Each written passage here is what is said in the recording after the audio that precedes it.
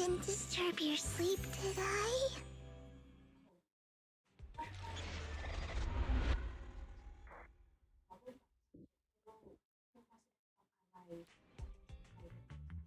When I got here, the other Lord Phaethon said you were resting on the couch and just let me in.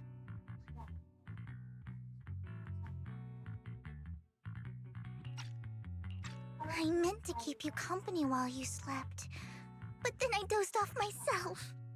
Ugh. I was going to sit here looking super cute, hands cupping my face. You know, like the #1 sleepy face I want to wake up to pose. I can't believe I ended up falling asleep myself. Vivian, are you sure you're awake? That sounded like sleep talk. I'm sure sleeping in that position couldn't have been comfortable either. No, Lord Phaethon. I was just worried that I had disturbed your rest. Just being able to see you sleeping peacefully is already the highlight of my day. No, my entire month. Though it is a bit late, but... Good morning, Lord Phaethon. You're here super early today, Vivian. Is there something urgent? Mockingbird's death has stirred up quite the storm. I took some time to gather intel. It seems someone deliberately leaked the story that Hugo is an illegitimate child of the Ravenlock family, but I haven't found the source yet. Could it be Hugo's uncle, Hartman? Maybe he's trying to turn people against Hugo and Mockingbird by playing the illegitimate child card. I suspected that too. He could be using Hugo's background to make people believe Mockingbird is just another Top's pawn. To the upper class, Mockingbird may be insignificant, but it has a loyal following among regular folks. But after some digging, I was surprised to find that the public isn't turning on Hugo. They're actually starting to see him in a better light. Some people feel bad for him, some relate to his struggles, and Hartman's the one getting all the heat. Public outcry against Hartman is growing, with many believing he murdered Hugo for his own selfish gain. Tops is hosting an industry summit this week, a responsibility usually handled by the Ravenlocks. But my sources tell me another family has taken over this year at the last minute. If I'm not mistaken, Tops is intentionally keeping its distance from the Ravenlock family due to the current public sentiment.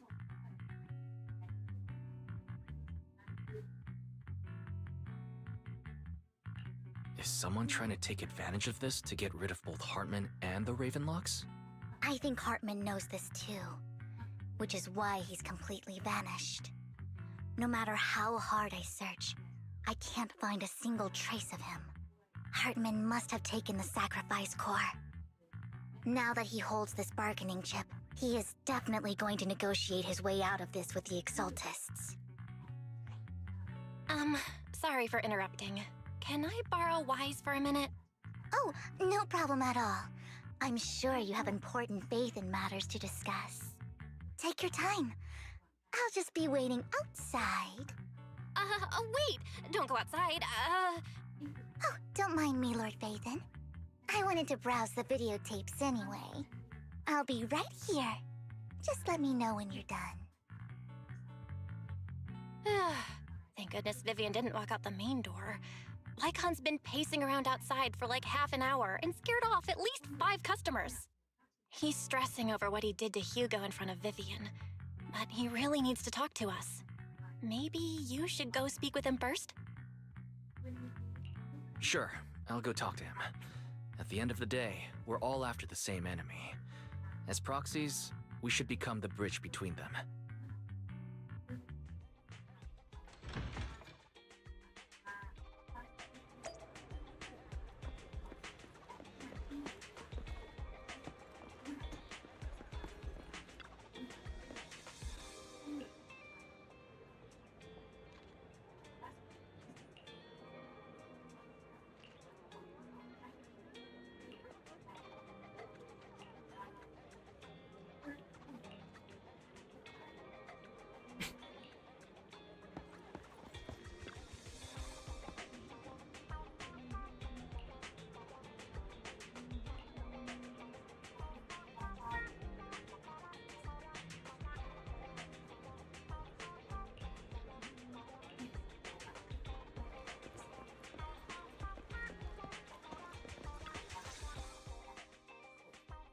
Good morning, Master Proxy.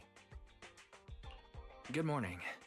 Belle just let me know you wanted to talk to us and Vivian about something?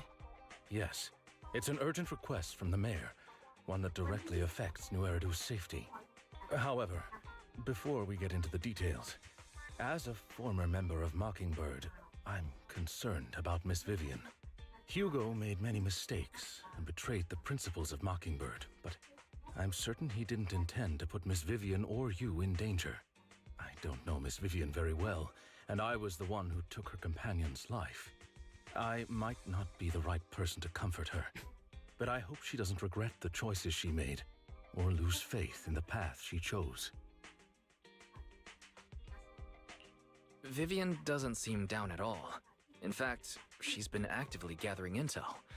I think she's handling this with even greater calm than I am. If you're feeling bad about what happened with Hugo, it might be a good idea to talk to Vivian directly.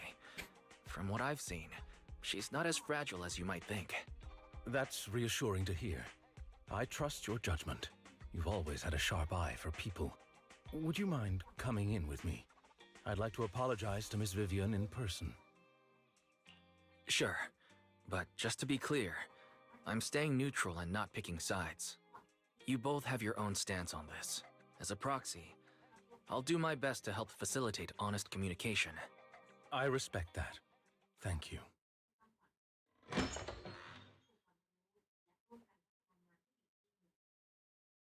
Miss Vivian, I'm very sorry about Hugo.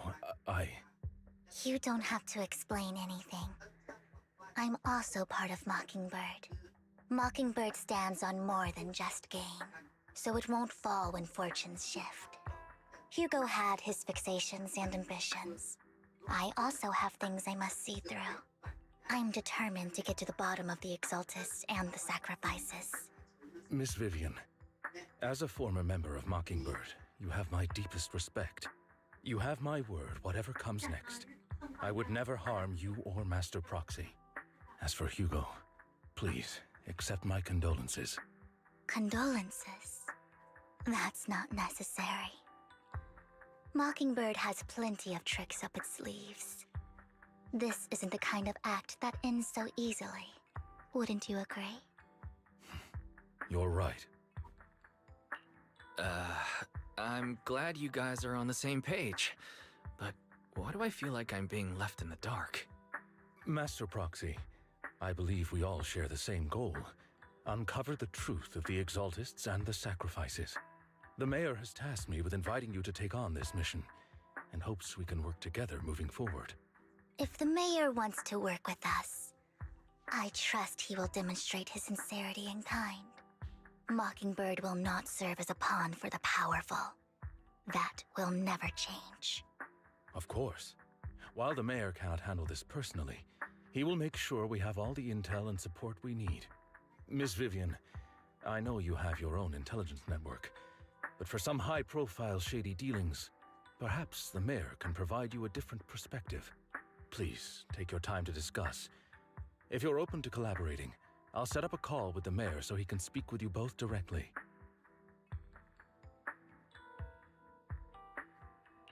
Belle, Vivian, and I need to think this through carefully with everything at stake.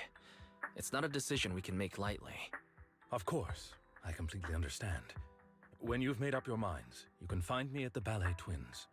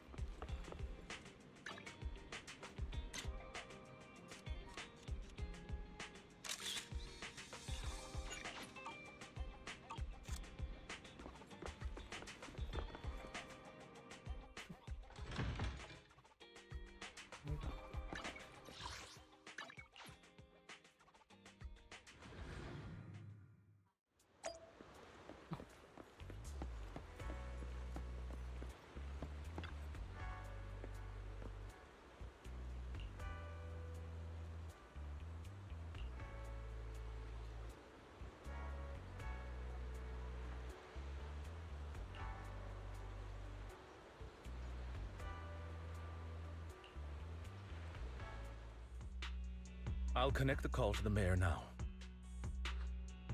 My dear friends, I'm glad you're willing to... I'm truly sorry about what happened to Mr. Hugo Vlad. I didn't anticipate things would turn out this way.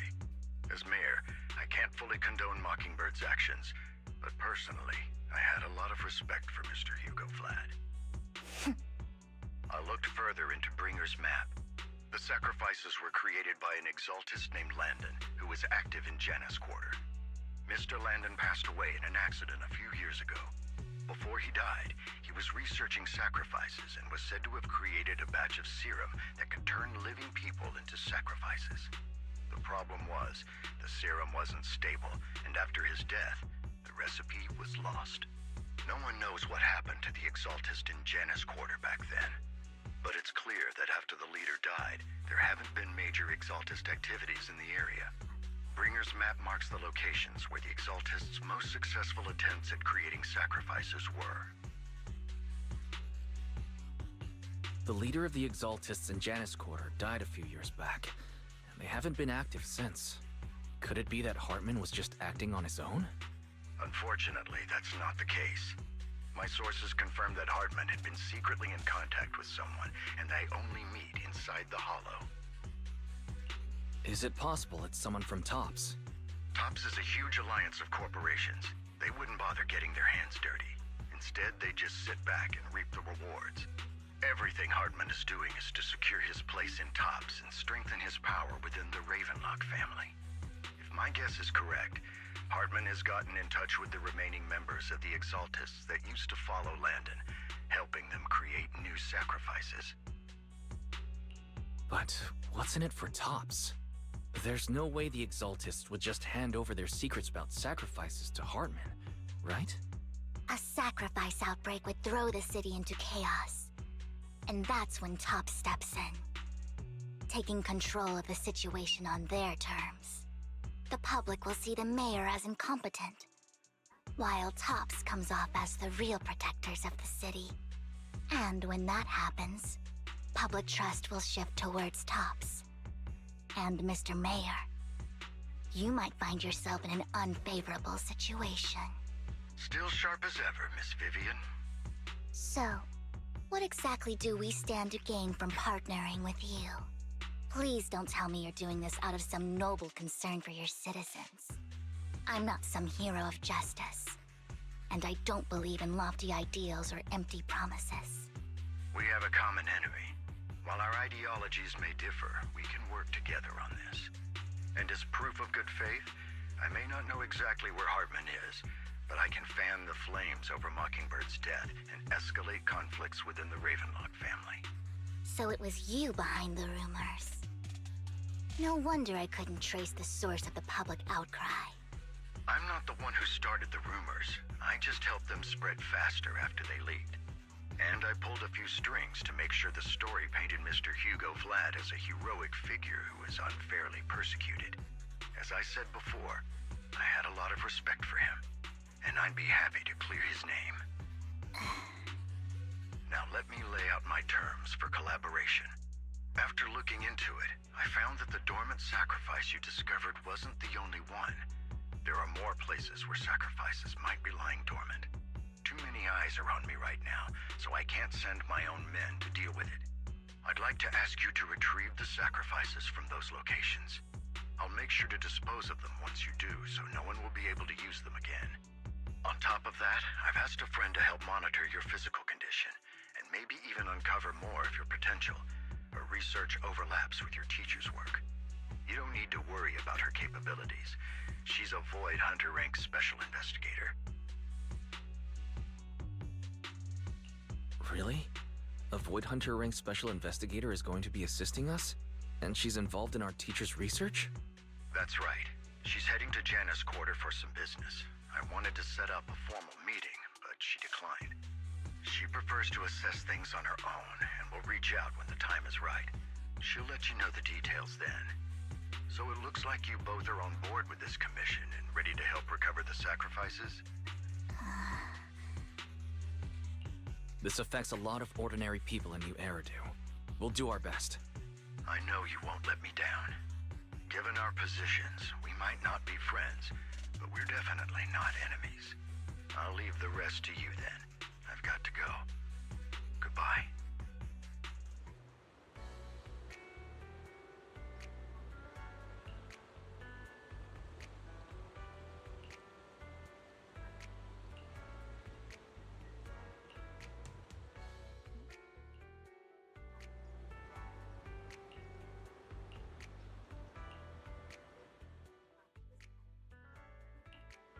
Good day, Lord Phaethon. Superhero Yanagi, awaiting orders.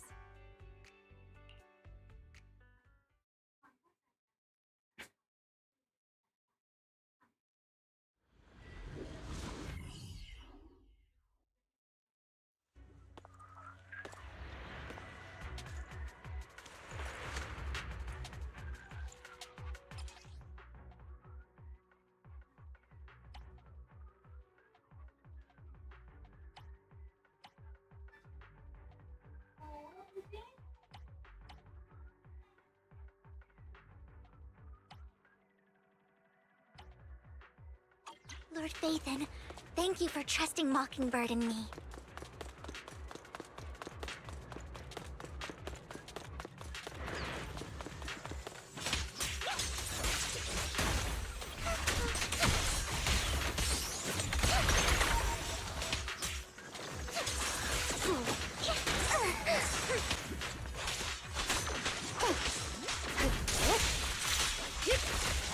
Oh my.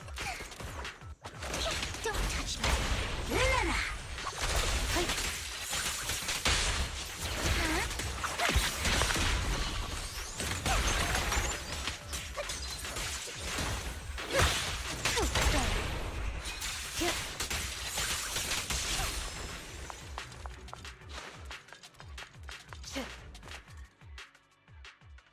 Has someone already taken the dormant sacrifice from here?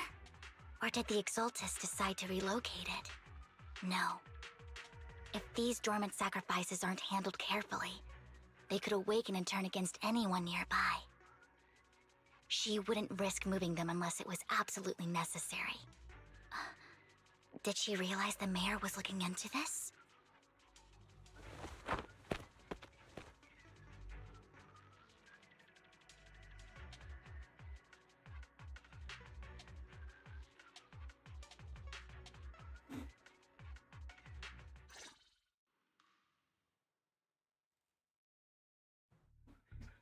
Did Hartman just make up this intel to get a shot working with us at Tops? I've been walking around forever and haven't found a thing. The Ravenlocks have always been a shady bunch. No surprise they've gone downhill over the years. I heard they were pretty loaded back in the day. What kind of business did they run? No clue. On the surface, their businesses seemed legit, but who knows what was happening behind the curtain. Probably something with the sacrifices. I mean, how else would he know about the dormant ones left around here for years? And he was so sure that even if those original sacrifices didn't work out, he had a backup plan. Backup plan? What could that be? Well, that's beyond me. I just happened to overhear something while I was next to Mr. Edmund one day. What's Tops planning to do with all these sacrifices, huh? For research? Do you think we'll ever have a normal life in the Hollows? Don't ask questions you shouldn't be asking. All right. There's nothing here anyway. Let's leave the Hollow and report back on what we found. And we'll make it just in time to clock out for the fieldwork shift. Let's get out of here first.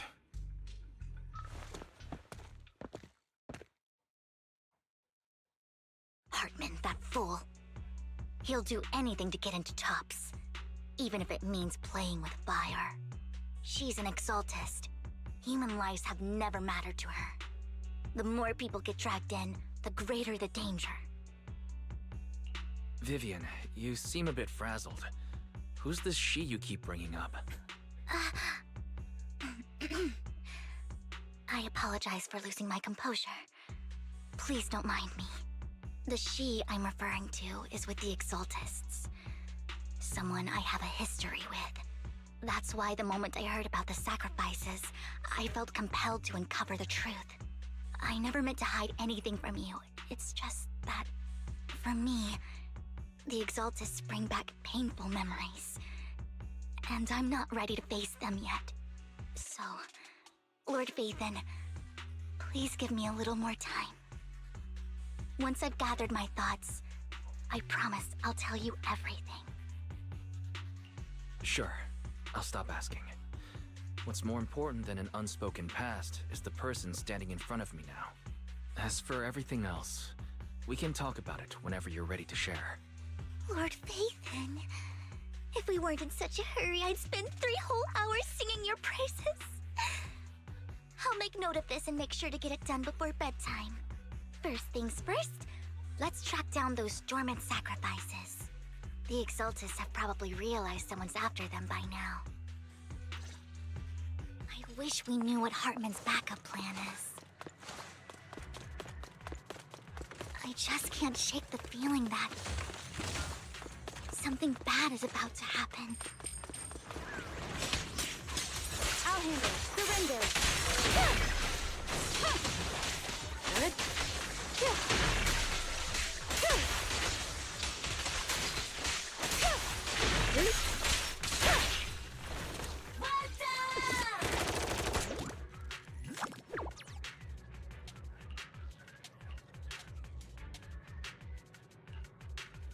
Hugo may have done terrible things, but he had his reasons.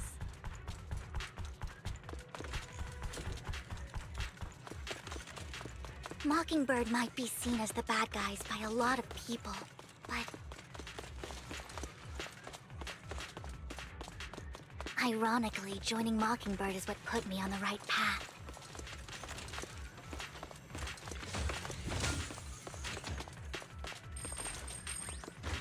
For the first time, I'm needed for more than just my curse.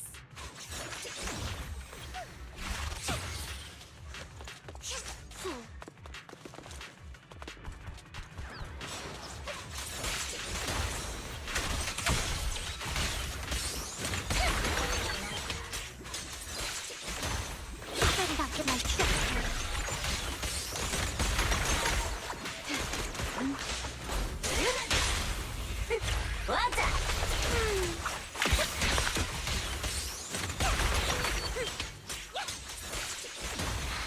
Nothing here either. Are we too late?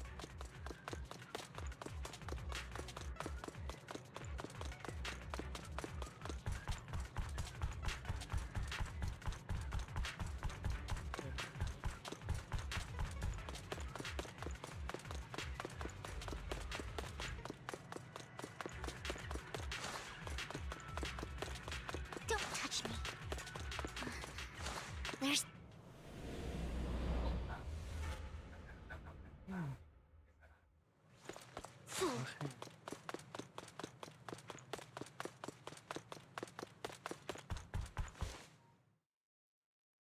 I knew it was you, Vivian. Camille, what are you doing here, sis? Are you destroying the dormant sacrifice? Vivian, don't call me sis. I'm not your sister. Are you trying to stop the Exaltists? I never left the Exaltists. You know what Landon did back then! Lord Landon did it for the Creator. His methods may have been extreme, but they were necessary. Back then, you walked away.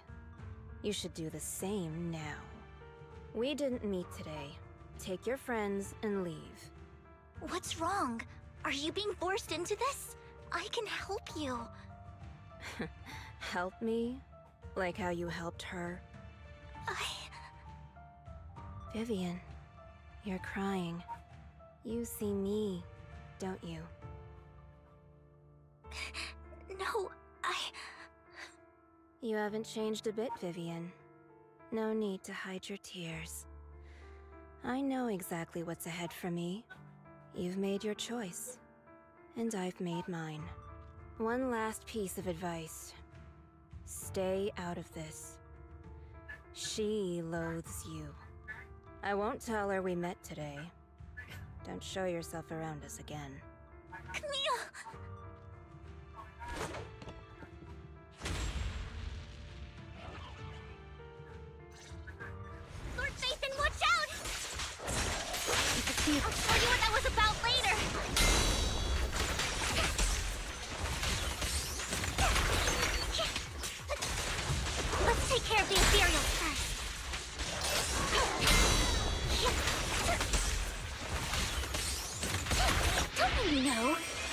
try starting it over.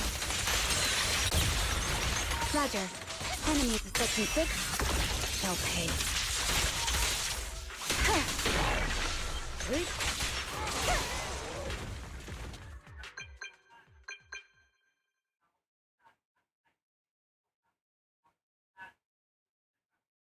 You've been gone forever. Did you run into any trouble? We searched the coordinates the mayor provided. Most of them were already empty. No dormant sacrifices. Camille, the Exaltists have been actively destroying the dormant sacrifices. Why would the Exaltists go after the sacrifices?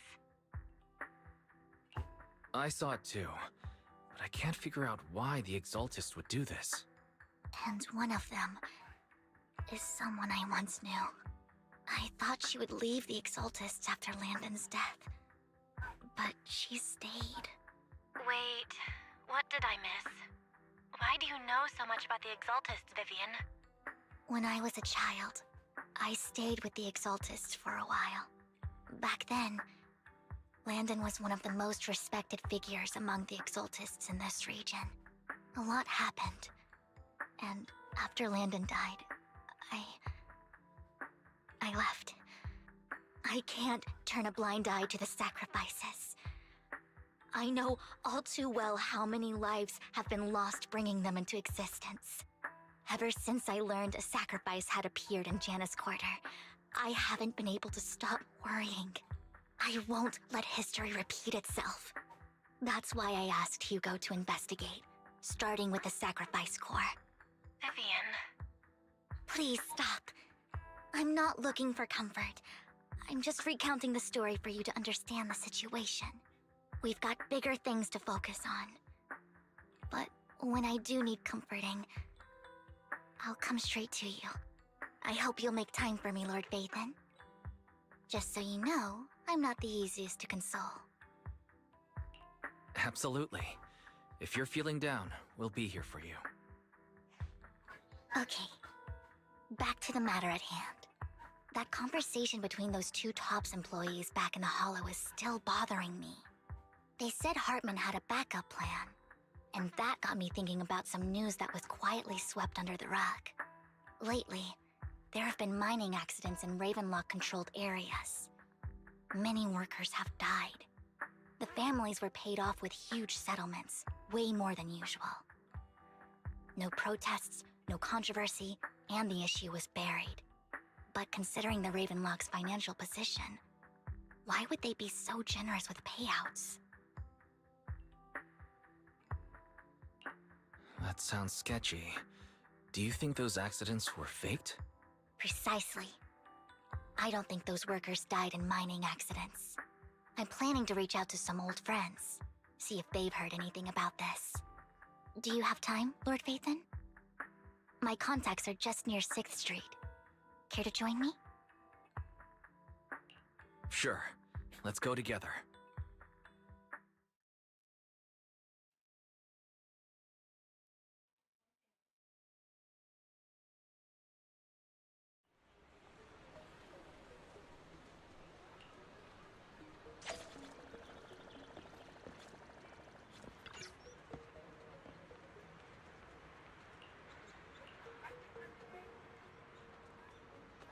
An old friend of mine said she has some new intel. She's like a mentor to me. I learned a lot about data scraping on Internet thanks to her.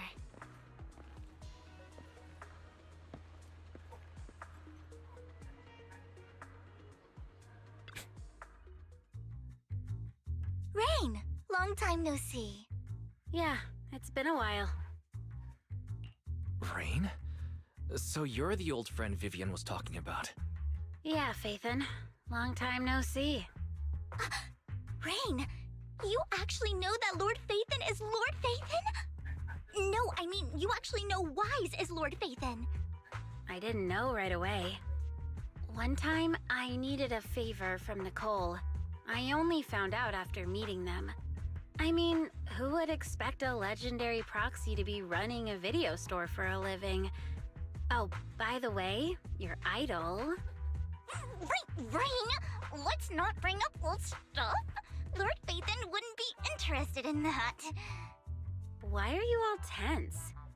Right. Lord Phaethon lives on 6th Street too and might know your idol. Remember when you traced that post on Internaut to 6th Street and actually went to check it out? And you came back all bummed, spouting nonsense. Like there was only a black cat at the location, and maybe your idol is actually a talking cat. Or something like that.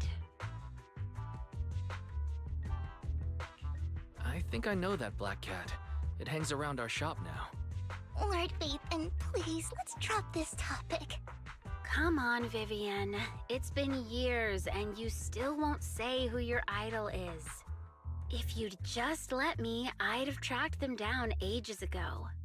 I get it. You want to find the person who's important to you on your own. But you've tried so hard already.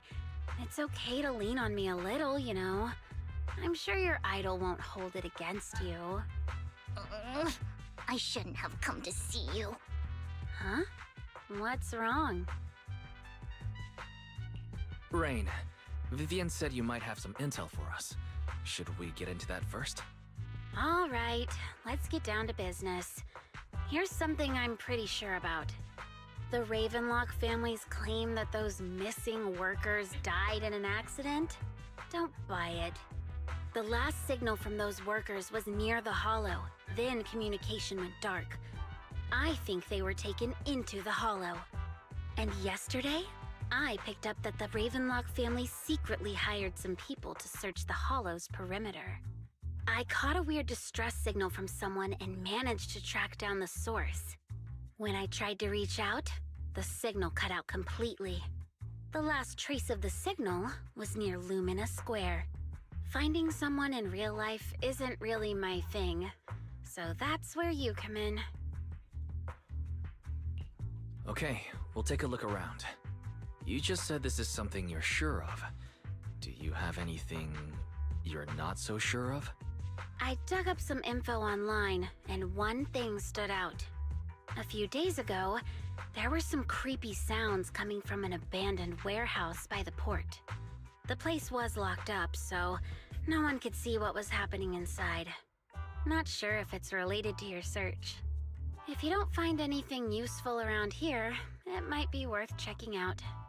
Well, that's all I have for you. Thank you, Rain. Don't get all emotional on me now. I'm just helping out a friend. This one's on the house. Consider it payback for the favor you did me last time. But if you still want to find your idol, hit me up. I've been curious for what... All right, don't worry about it. I'll manage it myself. Stop being so nosy, Rain. Nosy? Nah, just professionally curious. What kind of person is worth all this searching, huh? But honestly, whoever they are in real life, they've become a part of you. You've come a long way in this search, Vivian. I much prefer the person you are now. So if you find this person, don't chicken out. Go meet them. People will appreciate you for who you are. Rain. I might not care about the real world or what it'll be like, but I hope everyone I know can live a good life. I'm counting on you to save the world, guys. All right, I have other business to take care of, so I'll leave the rest to you.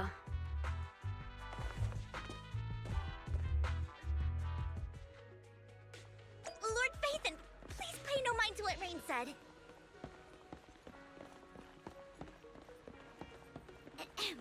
That big guy's up ahead. Let's hurry.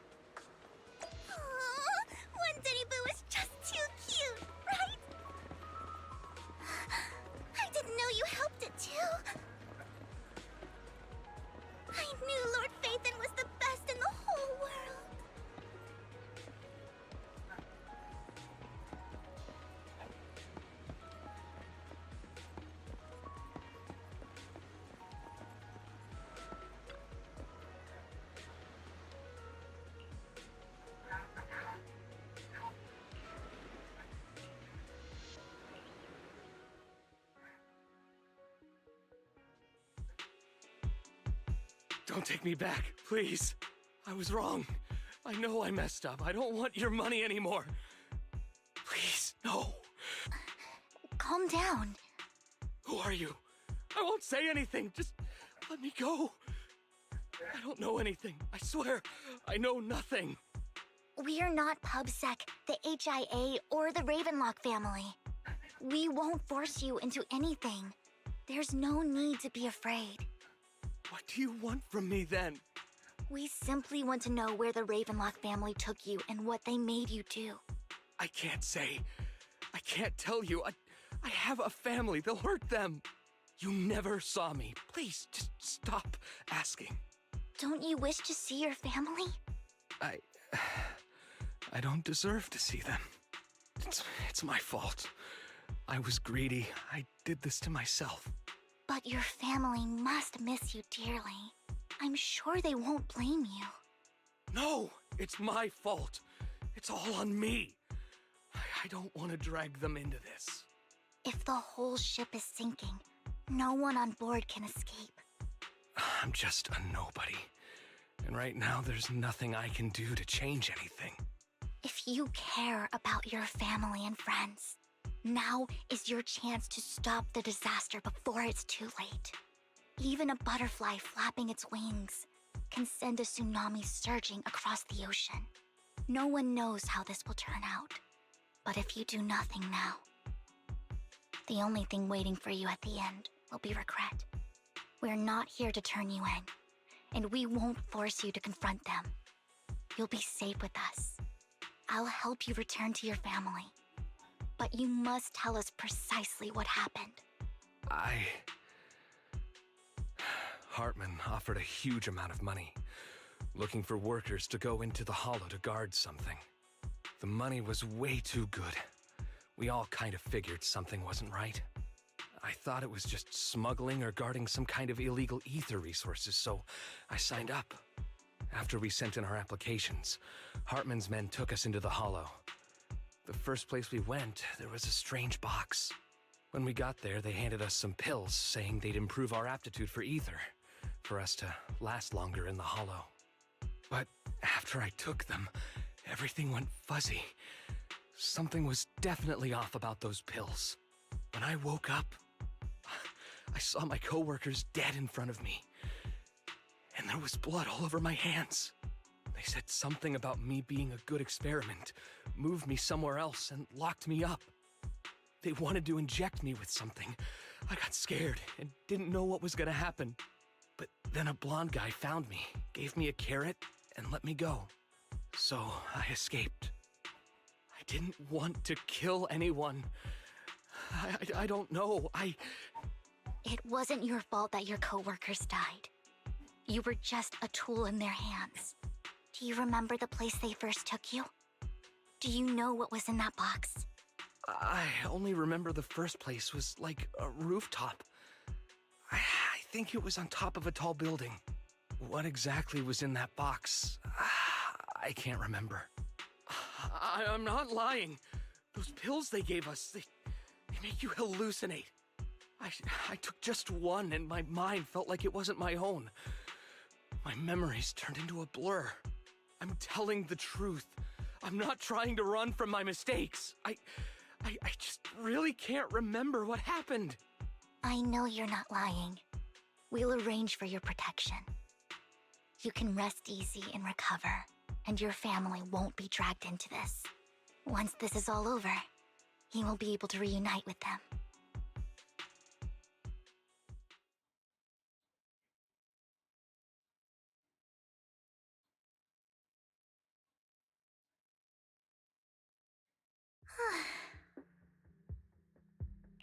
Sometimes I wonder if you've had some kind of special training, Vivian. No matter who you're up against, you seem to analyze the pros and cons and make a judgment in no time. Actually, I wasn't always like this. I used to run away when things got tough. There was even a point where I just wanted to disappear. As if my very existence was the source of suffering. I wondered. Perhaps leaving it all behind could put an end to the pain. It's hard to picture that. My first impression of you was pretty, assertive. Well, I was on a mission at the auction when we first met. And just as Rain said, I've come a long way from who I used to be. Speaking of Rain, it's quite a coincidence that you two know each other and are actually close. You even know one Denny Boo. That surprised me. We might have crossed paths without even realizing it. Enough about me. Tell me more about you, Lord Phaethon. Where have you been, and what have you experienced? Looking back, it feels like I've been through a lot lately. Belle and I even lost our Phaethon account. It's a long story, starting with how the Cunning Hares took something from the Red Fang gang.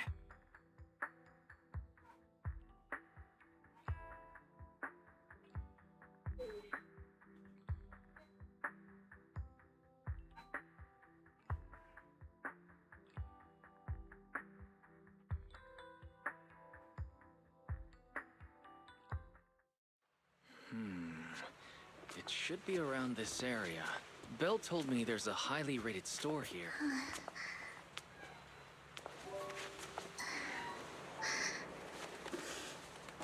Lord Phaethon!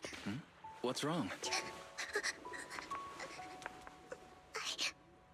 I've seen that black cat on 6th Street. That harmonica in the outer ring you mentioned.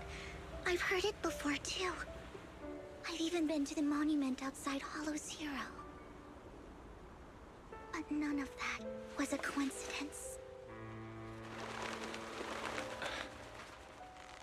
It was me.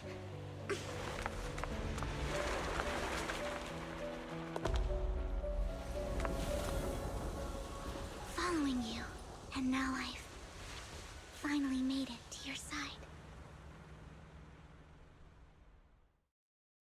Ever since I was little, I had been seen as the bringer of bad fortune. I had traveled to many places and witnessed far too much misfortune. Every tear I shed brought disaster. I've heard too many curses to count. I loathed my tears as much as I despised my own existence. Wherever I stayed, tragedy followed. I had roamed too many places, and each time, it ended the same way. I didn't know where I could go anymore. One night, I stumbled upon a post discussing me. Whether they knew me or not, everyone seemed convinced that I was the source of the curse. Some mocked me with cruel intent. Some wished I would vanish, and others speculated maliciously. It really seemed that my very existence was a disaster. In that moment, as darkness enveloped the city, I saw lights flickering to life all around New Eridu. So many lights, and not knowing where to go, I thought, if only I could disappear into those lights. I made up my mind, and right then, my phone rang. I decided to take one last look. I wanted to know who left me my final message from this world. It was you, Lord Phaethon. Huh? Me? Yes. And I checked with the other Lord Phaethon. You were the one using the account at that time. But I know you probably don't remember it. After all, it was just an ordinary day, with an ordinary post and meaningless comments online. But for me, it was the night I finally realized where I could go. I wanted to walk the paths you had walked, see the sights you had seen. And then, one day, share it all with you, face to face. So, I have to ask, what exactly did I say in that reply? Well, you'll have to figure it out for yourself. I'm not telling you. You're putting my memory to the test. So, Lord Phaethon, thank you. Not only for that comment you made that day, which was a silver lining for me, but also for giving me the courage to become who I am today. The Vivian standing right in front of you now. Lord Vathan. I truly like who I've become.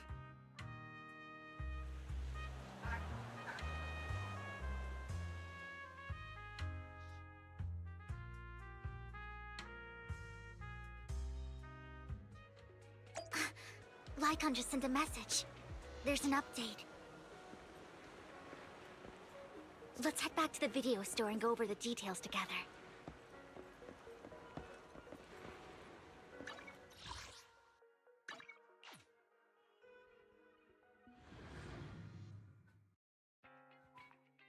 Wise, you're back. Looks like Lycon's tied up with something. He said I should just chill until you're back, and then we can talk online. I'll call him now. Master Proxy, Miss Vivian. The gentleman Rena brought back has stabilized and calmed down now. Based on his account, we've identified where Hartman is hiding the core. He also mentioned that Hartman plans to trade the core with a group of people. We suspect that this group consists of members from the Exaltists. I knew it. Now that we have the location, it would be splendid if we could seize the sacrifice core before they do. Precisely. We hope you can head to the location as soon as possible to secure the sacrifice core. All right, we'll get there right away. I have other matters to attend to, so I'll leave the retrieval of the sacrifice core in your capable hands. The mayor's friend that he mentioned before will also be assisting you this time. The target coordinates have been shared with her, and she'll meet you there. Please ensure your safety, and I wish you all the best.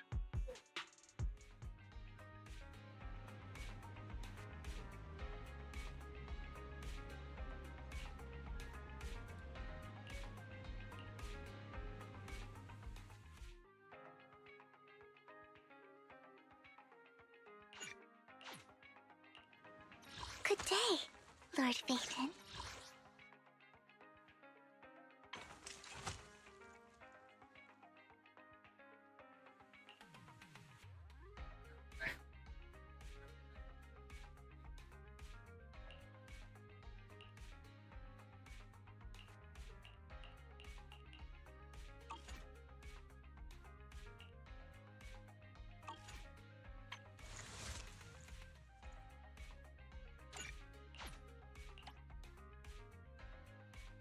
I would never turn down Lord Vathan. You have my complete support.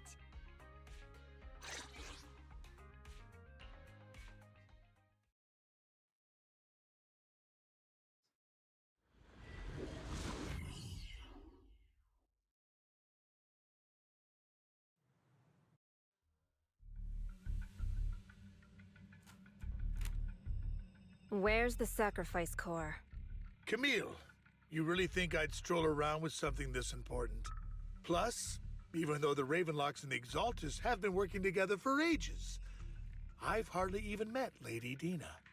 I'm the one offering the sacrifice core here. I'm curious what Lady Dina's got lined up for me in return? I'm just here to verify that the core you mentioned is real. Once that's sorted, Lady Dina will give you a proper response. Our partnership isn't just talk. We need to be sure you have what we need before moving forward. Sure thing. I'll take you to where I keep the core. Once you verify it's legit, have Lady Dina come over. We'll lay everything on the table face to face. All right, lead the way. It seems Hartman is trying to bargain for more. What a greedy and insatiable man. It's just that... why would they only send Camille for something as important as the sacrifice core? And I can't shake the feeling that Camille doesn't want Hartman and Dina to meet. Why is that? So this Dina they were talking about, is she the leader of the Exaltists? Kind of. Lord Vathan, I really think we should hurry. We must get to where Hartman keeps the core before anyone else does. I've mapped out a shorter route, but there will be ethereals along the way. I'll leave the fighting to you, Vivian. Don't worry, Lord Vathan. You're in capable hands. I'll ensure your safety.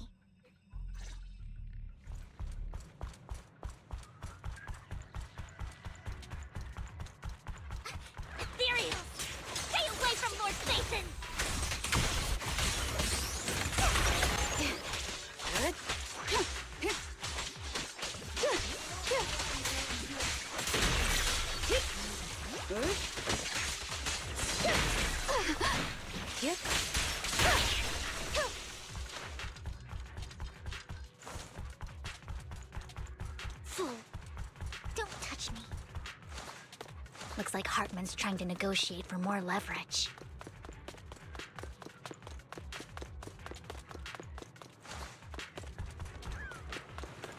Let's get out of here before we're spotted. Secure the perimeter. Good. Oh my. Set it up with my chest. Well done. Let's keep moving, Lord Phaethon.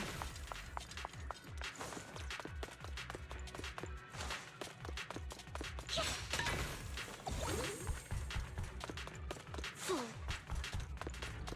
Leave the enemies to me, Lord Phaethon. Stay away from me.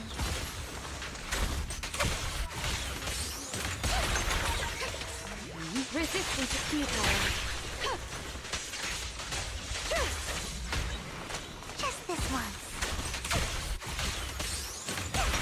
Roger.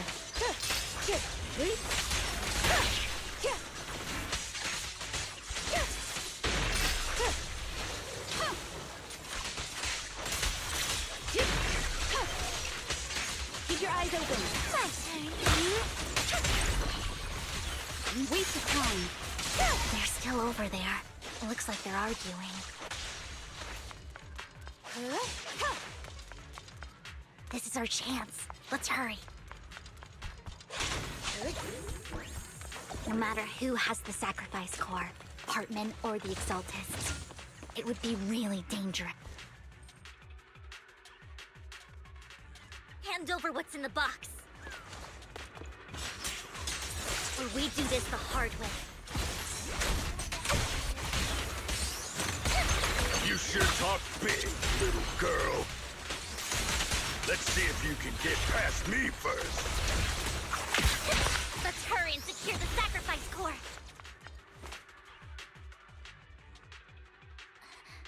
Lord Phaethon, the box is empty. So Hartman never kept the core here to begin with? How did you even find your way here? Where's the core in the box? What did you do with it? You call this keeping the sacrifice core safe?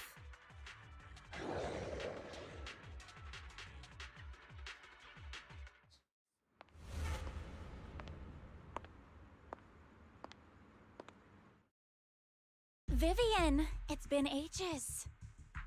Dina! Oh my, you actually remember me. So sweet. Look at you, thriving. I thought you'd totally forgotten about our past. So, tell me, do you ever dream about the people you've killed? Are they crying in your head all night? Back then, I had no idea.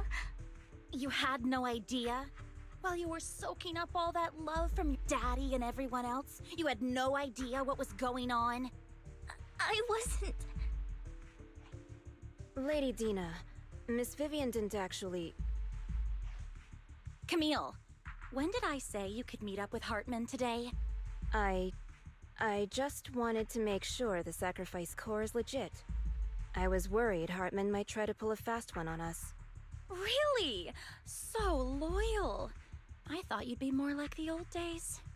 Just a few words from Vivian, and you'd be plotting my demise. Just like what you did with Father. I won't, Lady Dina. Don't even think about betraying me, Camille. You owe me for what went down back then. However, I do understand your worries. This core, it's fake. No way! I got this straight from Hugo. It can't be fake. How can you just claim it's fake without any proof? Ugh, seriously?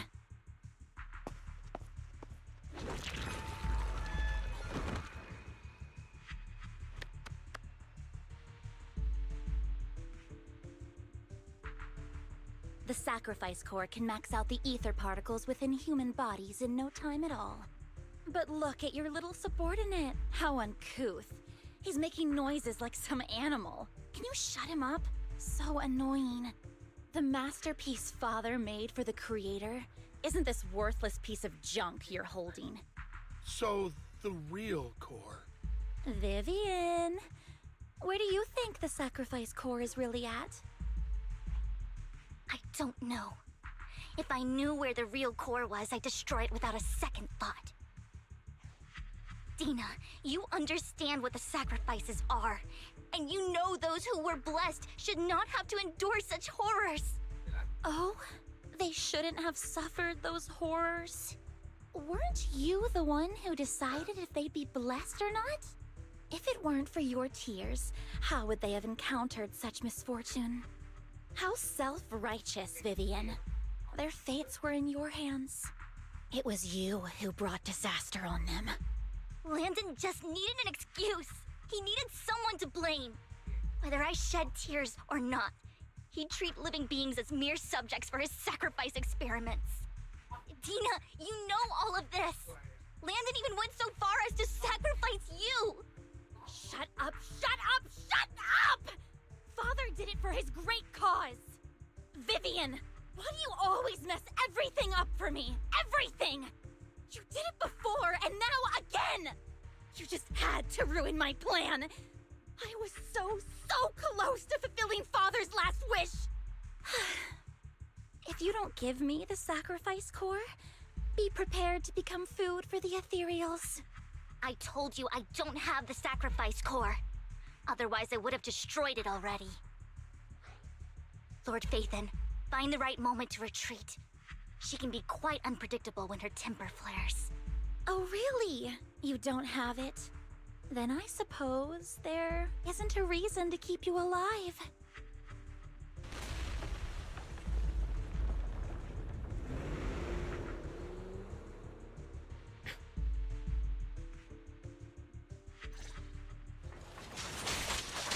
Allow me. More ethereals are coming.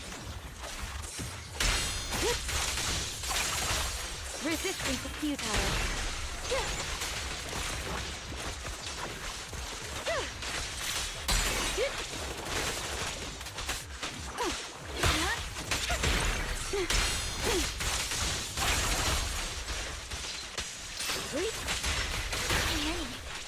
No chance to get out of this. Protestations don't go unanswered.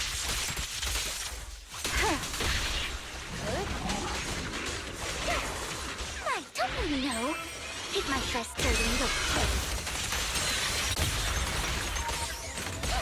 Roger. Surrender. Good.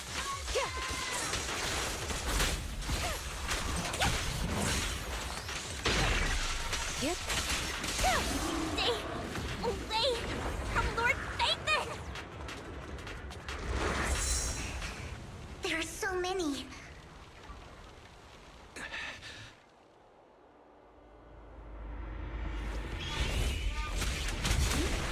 It's ink.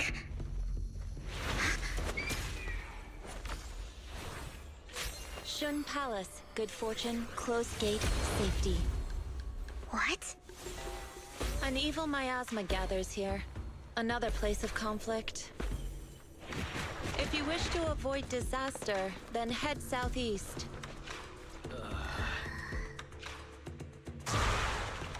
Now! Thank you.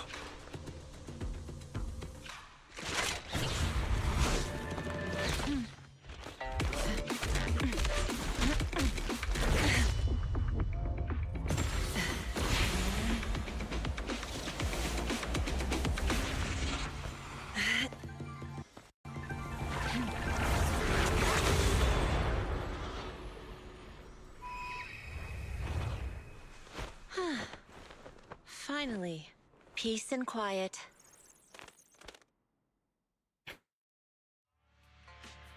You must be wise, right? Mayflower mentioned a special partner might need my help. May I ask, who are you? I'm the 13th generation master of Yunque Summit. You can call me Yishuan. Mayflower passed along your info, and I was curious what kind of person you are, so I came to see. At first, I thought it might be a hassle, but your energy feels really calming. Quite nice, actually. So, you're the investigator the mayor mentioned.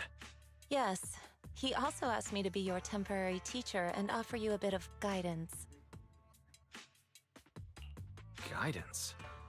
What does that mean exactly? Unfortunately, this isn't the right time or place to talk. I have some investigation work to catch up on, and it seems you've got quite a lot on your hands, so let's part ways for now. I'll find a good time to visit you soon.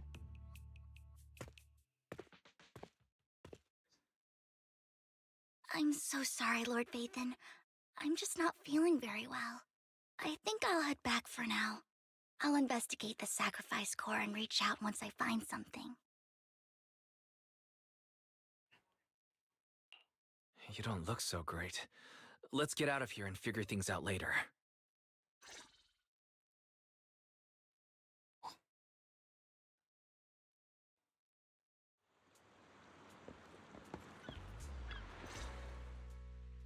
Lord Vathan, are you going to rest now? I can head back later, Vivian. You seem a bit off since we left the Hollow.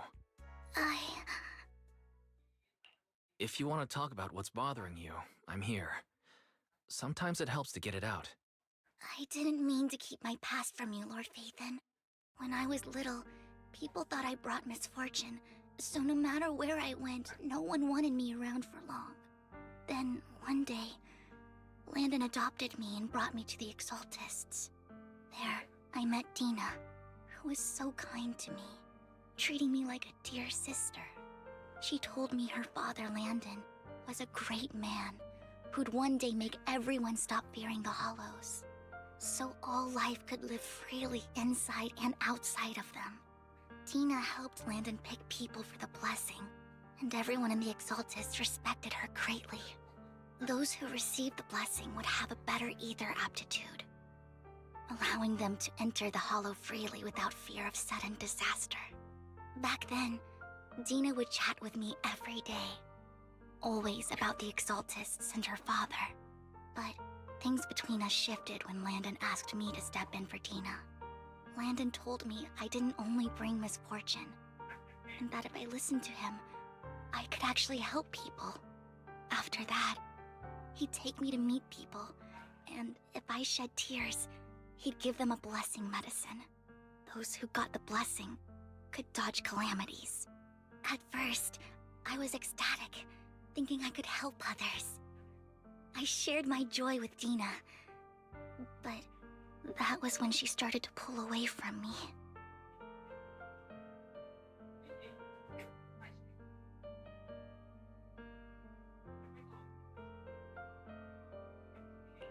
Was that blessing medicine the same sacrifice serum Bringer had?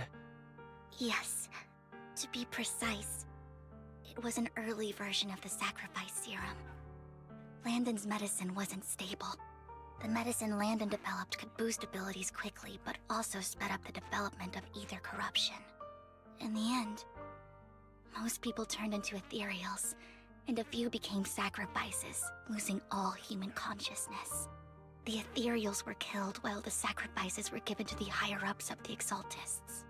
The Exaltists wanted the sacrifices to hold human consciousness, so Landon's medicine was seen as a failure, and he gradually lost influence within the Exaltists. One day, I saw Dina, and tears streamed down my face. In a bid to save his reputation, Landon decided to let his own daughter receive the blessing. I had always thought that getting the blessing was a good thing, until I saw terror in Dina's eyes that day. That evening, I broke Landon's rules for the first time, and followed him out of the Exaltist's residence. I trailed him to the Hollow, where I witnessed someone who had been blessed becoming corrupted.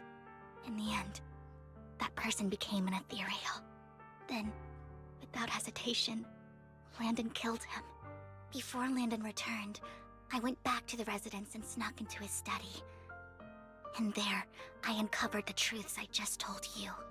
And just a few days later, It was time for Dina to be blessed. I wanted to save her and stop anyone else from getting deceived. So, that day, I told everyone present that Landon should be the one to receive the blessing, not Dina. At first, Landon argued, and no one believed me. But, in front of them all, I looked at him and let my tears fall.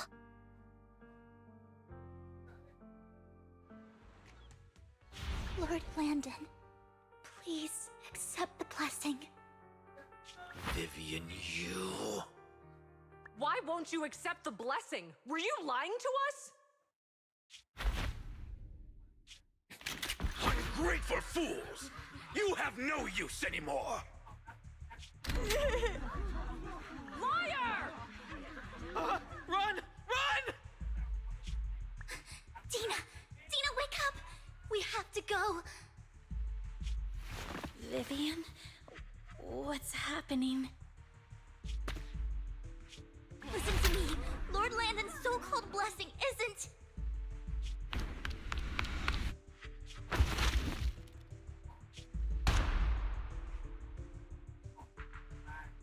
Father!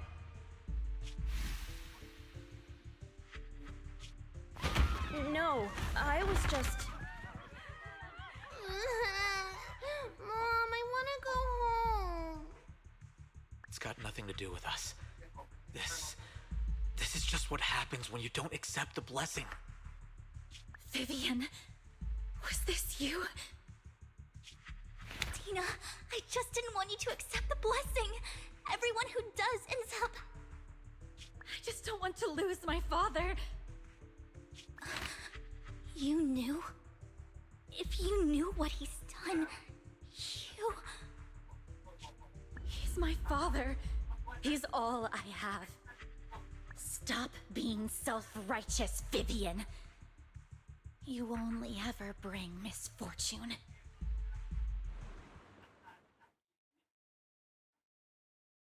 I thought once Landon was gone, Dina would leave the Exaltists. I never expected her to continue his research, or that Camille would stay. Camille lost her entire family in a hollow disaster, so she's always supported the Exaltists. She's not a bad person. She's just someone searching for hope. She joined the Exaltists very early on, and even watched Dina grow up. That day, she was just so desperate to save Dina that she... All these years, she's been following Dina, taking care of everything out of guilt, I think. But I didn't just fail to save Dina. I trapped her. I see misfortune approaching, but I can never change its course or avoid the bad ending. Maybe I really am a bringer of misfortune. No, you're not the one causing trouble. Whatever went down with the Exaltist, it was Landon who was pulling the strings. As for Dina and Camille, they knew the truth and they made their choice. The hollows and the disasters they caused took more than just their loved ones. Not all survivors cling to obsession and hatred like those two do. Lord Phaethon. You need to believe in yourself, Vivian. From what I can see, you're handling the sacrifice crisis pretty well on your own. Besides, you told me you really like who you've become. I hope that you can believe in that, at the very least. Yes, that'll always be true. Thank you for listening to my story today. Years have gone by, but I've never had the courage to face all this. Maybe Dina and I were meant to meet today, so I could finally spill it all out. It lightens my heart a little. Lord Phaethon, you truly are a wonderful listener. Not just today. Whenever you're feeling down, know that I'm here for you. I will. It's been such a long day. You must be exhausted. I'll track down the location of the sacrifice core and let you know what I find. Good night, Lord Phaethon.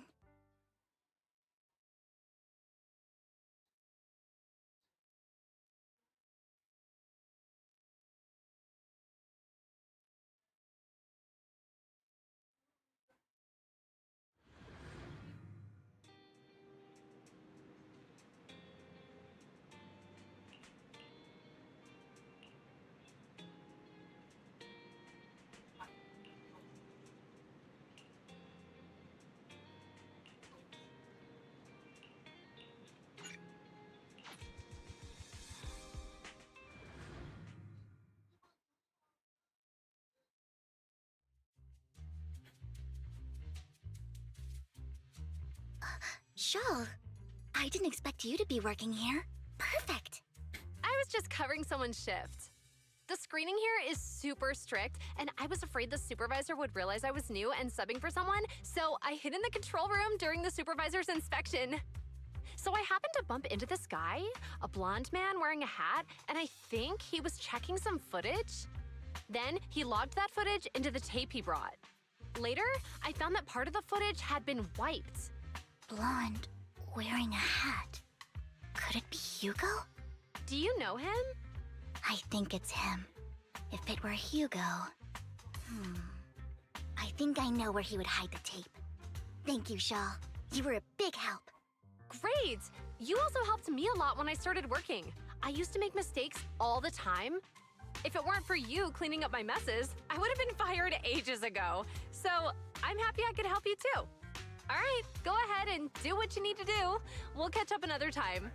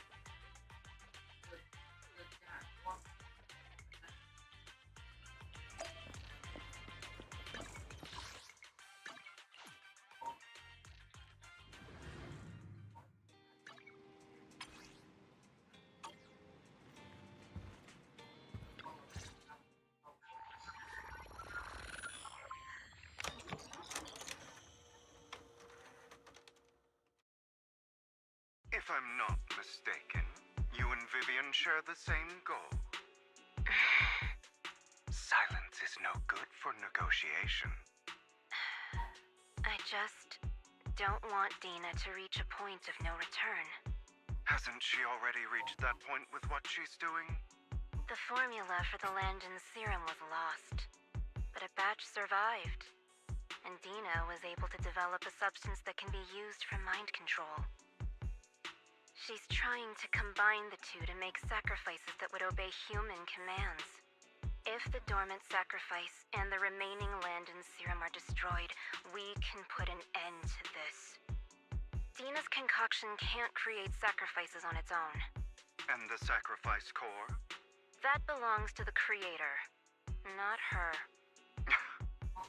Although I find Landon's methods despicable, I can't deny that the Exaltists and the Creator are leading us in the right direction. I just don't want Dina to spend her life trapped by her father's mistakes. I mean, no offense, but I find your protectiveness rather weird. I will confirm the location of the dormant sacrifice and find the chance to relay the information to you. I do not want any of my people to be going into danger. As for the sacrifice core, I can only guarantee that it will not fall into her hands. As for how things will ultimately play out, The Creator will guide me.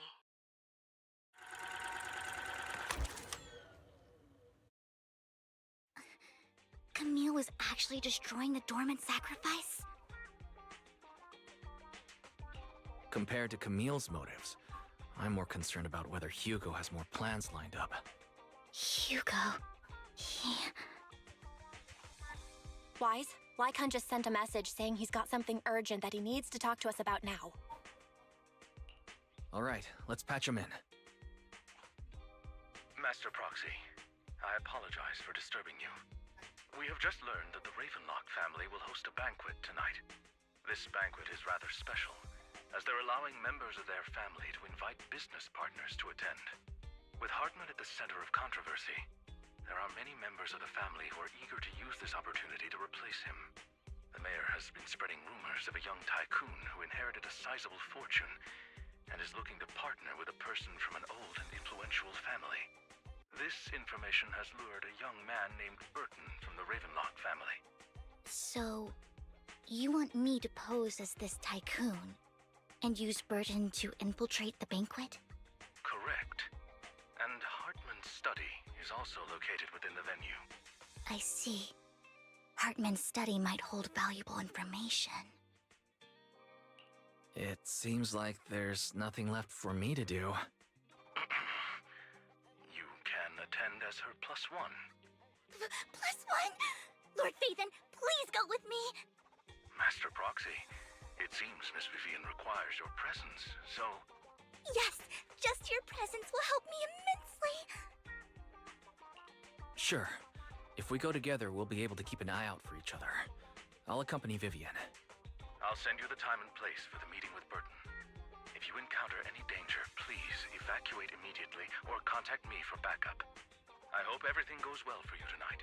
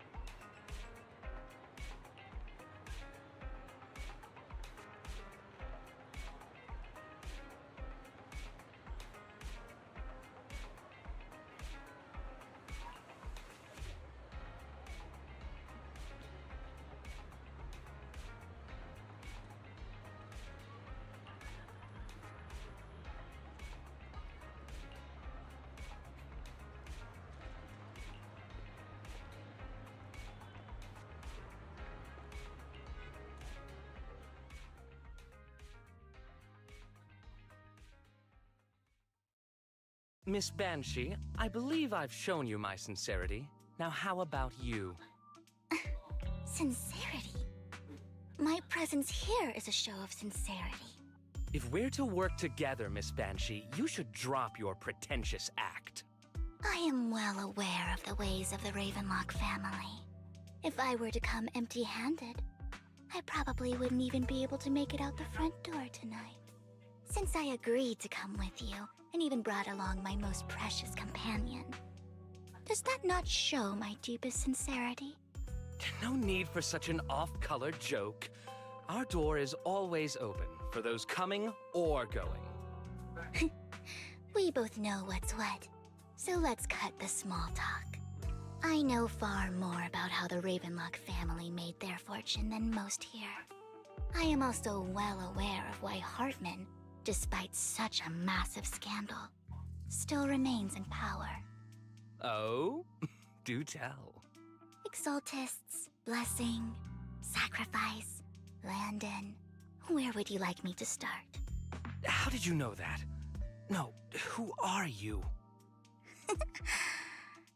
Don't be so tense. If I'm not mistaken, it's about time the banquet began. My companion and I are practically famished. Is this how you treat your guests? By letting them starve? Perhaps when we've had our fill, we'll remember where the sacrifice is hidden. You know where the sacrifice is? So, can we go get something to eat now? And I'm also looking forward to receiving a special dessert from you. We can discuss what you wish to know while we enjoy dessert. Of course. I wouldn't let such an important guest discuss matters on an empty stomach. As for dessert, I will prepare it myself, and I guarantee it will satisfy you. I'll come find you later. I wish you a pleasant evening.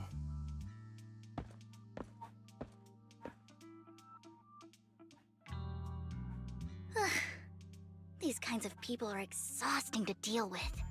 I really don't know how Hugo used to put up with it.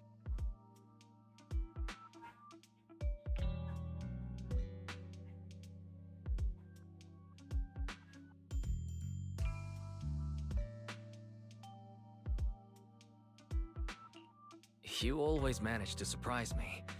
You sent him off with just a few words. If I were him, I'd think you were a powerful noble lady. It's just some techniques Hugo taught me. Like that dessert I mentioned. It means I want them to offer more if they want to come to an accord. Fortunately, that old fox Hartman is terrified of losing power. He's definitely keeping the destruction of the sacrifice and the fact that the sacrifice core is fake hidden from the other family members. Otherwise, Burden wouldn't have been so willing to raise his offer. Lord Phaethon, let's find Hartman's study when the banquet is at its busiest.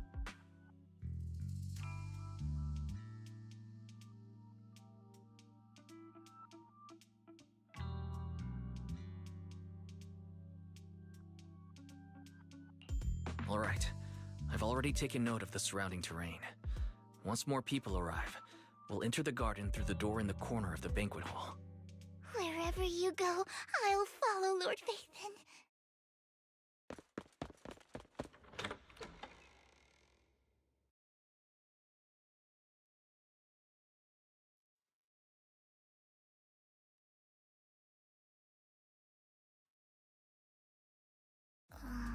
Isn't this going a bit too well?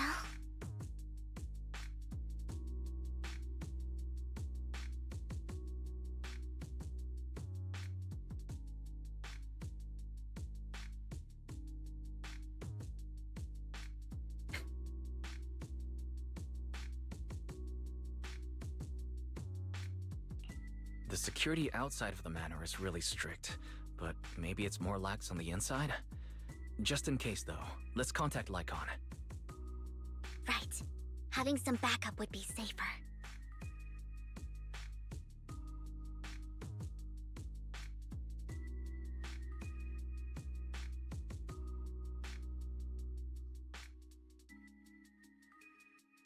Let's check Hartman's recent correspondences for clues. I still have concerns about the sacrifice core. Right. Though the core he gave Dina was fake, Hartman might have left a trick up his sleeve and hid the real one.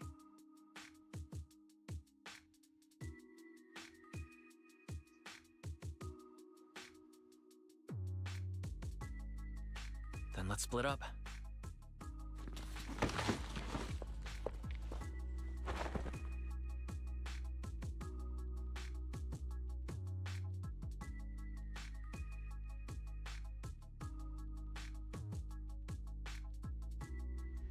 Esteemed guests, is the catering at the Ravenlock family banquet not to your satisfaction? So much so that these two distinguished guests felt the need to come to my humble office to scavenge for food. Don't want to come out? Well, after all, you don't have long left. Burton, that greedy idiot, fell for the mayor's trap. But I never expected that he would bring you into my territory. I suppose I should thank him. Otherwise, I would have had to go to great lengths to eliminate you. Vivian, Phaethon, give Hugo my regards. Tell him I shall be taking the wealth and power of the Ravenlock family for myself.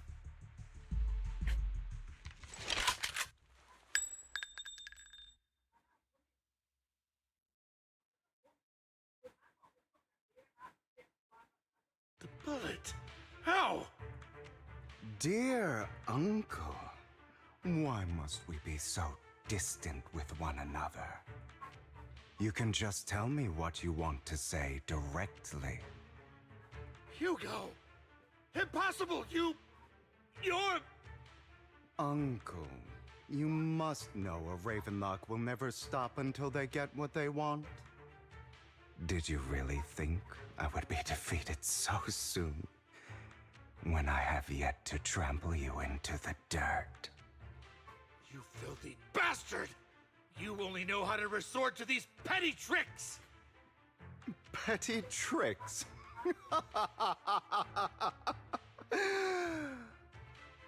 Perhaps you'd like to know what I managed to accomplish using this faked death of mine. My dear uncle.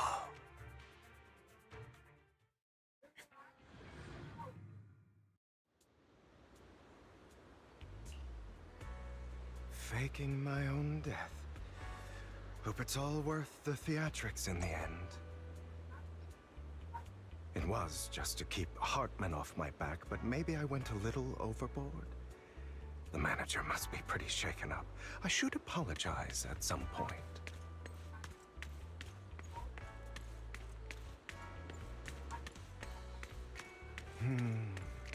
Guess I'll also bring Lycon along. He's my partner in crime, after all. You're late. So strict. Spare me a moment to catch my breath, will you?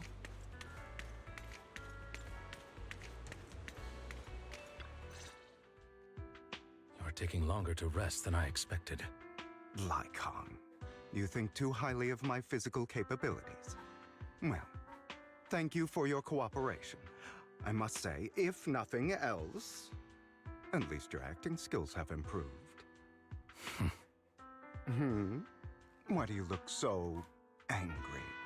You should be happy. We pulled that off together with flawless teamwork and managed to fool everyone. Drop your foolish facade. I'm glad you still remember the code we set all those years ago. And thank you for ensuring your sleight of hand didn't deteriorate. Oh, right. I should also thank the blood bag hidden in my clothes and our other props. Do you remember when we last used this trick? It was probably ages ago.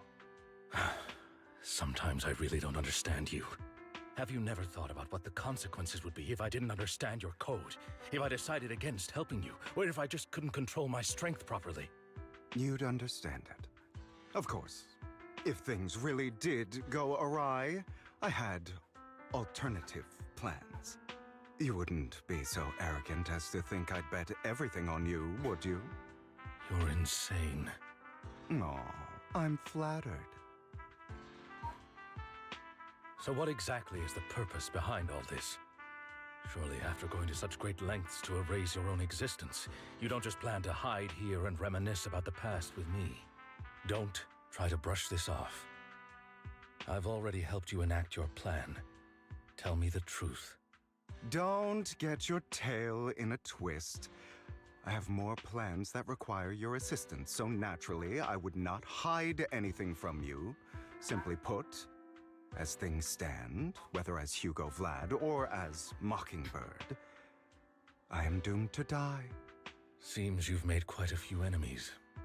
As a member of the Ravenlock family, I negotiated with Edmund and managed to obtain resources from Tops for my future plans. I also confirmed what attitude they held toward your master, the Mayflower family. Meanwhile, I used my identity in Mockingbird to strike a deal with Hartman and gather information on their collaboration with the remnants of the Exaltists. That's where I got my intel on what Bringer left. Oh, by the way, the crime declaration letter that your dear mayor received, that was also sent by yours truly. He's probably figured that out by now, right? Though I'm not sure if he told you. The mayor learned about the sacrifice attacks through his own means, but lacked an opportunity to take action. That warning letter was precisely what he needed. You aren't hopeless yet. How delightful. In short, I'm more well-informed than your lot because I get around, dealing with all these different important figures. But of course, it comes at a cost. It's only fair. After all, you can't hide the smoke from a wildfire. Rather than trying to carefully tame it and risk setting yourself alight, it's better to let it burn free. When I helped you put on your little act, killing you in front of everyone, you left the sacrifice core to Hartman. That was intentional too, then? Oh, yes. And it worked like a charm, didn't it? Now no one cares for me anymore, and all eyes are on Hartman. A perfect situation for keeping the Ravenlock family in check while dealing a cutting blow to the Exaltists behind them. Another crucial point is Vivian and Phaethon. I must sever any ties they have with me or Mockingbird. Although I feel bad for Phaethon about what happened, but it had to be done. That's the only way they would be safe, allowing the plan to continue. I noticed that you never turned your blade toward Master Proxy. So, those words you said back then were also... I will bloody my hands. I will carry the weight of my sins. I will become the Abyss. Obviously, it was all an act. My acting has always been impeccable, as you know. Hugo, you're taking such a tremendous risk. Why? Would you believe me if I said it's for justice? But unfortunately, it's not. I want revenge on the Ravenlock family. And I will make sure that despicable excuse for a human being, Hartman, suffers a slow, torturous end. Of course, I also promised Vivian that I would help her investigate the whole thing with the Exaltists. That's all. You don't look too good. Is it your wounds? No. This is the first problem I plan to resolve. Lycon, do you have a place that is sufficiently discreet, quiet, and can take a lot of damage?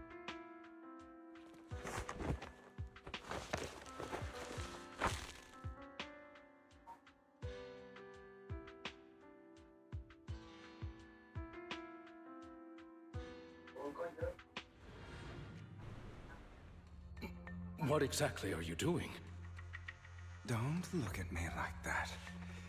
If I didn't have to do this, I wouldn't. Hartman recently obtained a bizarre substance, most likely from those crazy Exaltists. After use, it allows control of the victim's mind, to some extent. You were dosed with it? To be more precise, Lycon, I deliberately allowed Hartman to put this drug in my cup to facilitate our previous collaboration.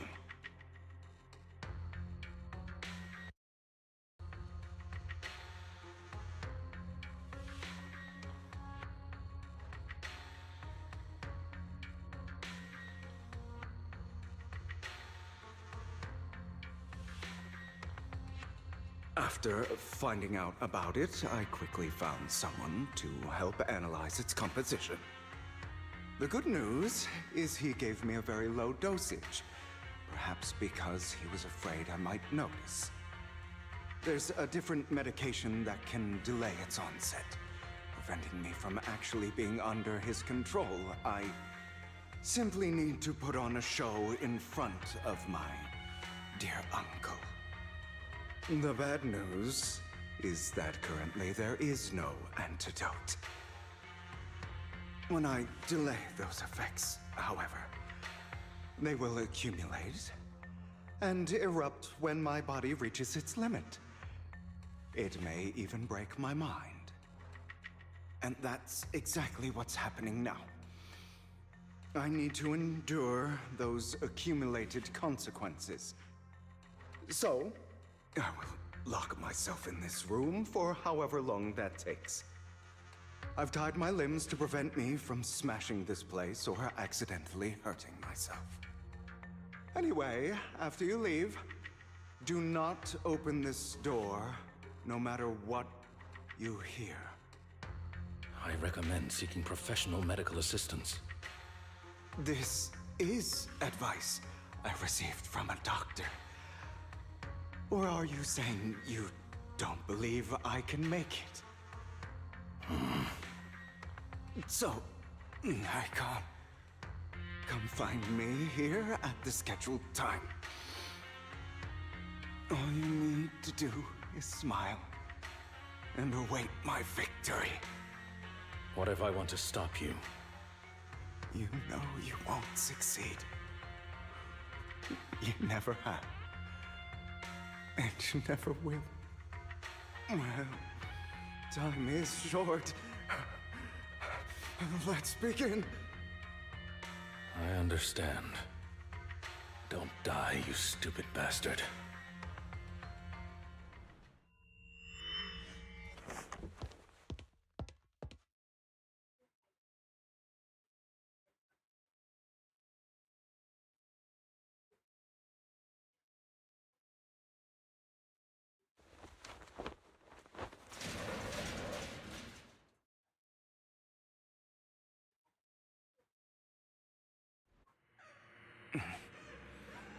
Is this because the side effects haven't worn off yet?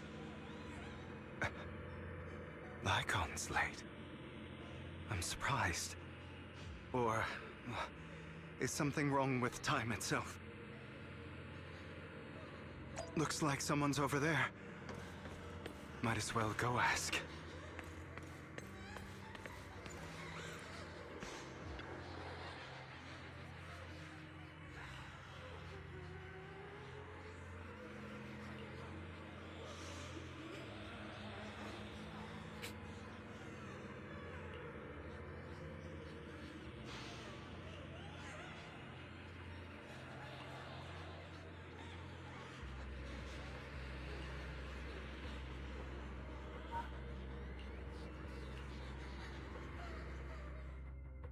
It's all your fault. I wish I had never given birth to you!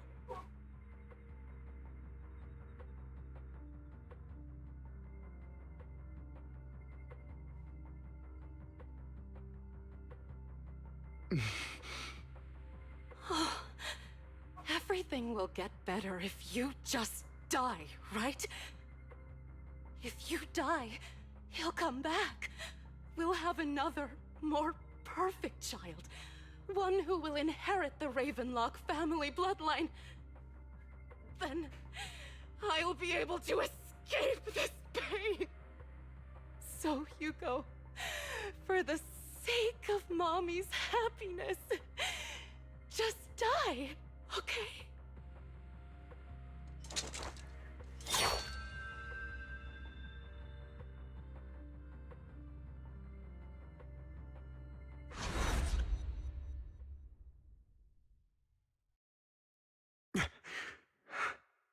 So, I wasn't awake yet after all. That's because you don't want to wake up again. Who are you? I am you. Hidden deep within your heart. Your most true self. You want to kill her, don't you? your so-called mother. Every time she beat you without reason, when she tried to gouge out your eyes, when she sold you into that hell, laughing all the while. You wanted to be the one to end her life. Why not admit your hatred? As you are, you can hunt her down and make her pay for the living hell of a childhood she made you suffer. Yes, I hate her.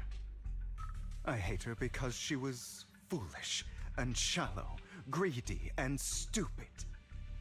I hate her because she doesn't deserve to be a mother. She did everything she could to try and get into the Ravenlock family, believing she could live a life of luxury without having to do anything and never realizing she was a pawn, discarded from the very beginning. So she chose to blame me. Blame me for my heterochromia. Blame me for my very existence.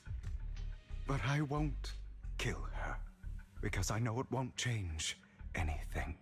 She was incapable of loving me, just as she is incapable of loving herself. Have you been brainwashed by that dog?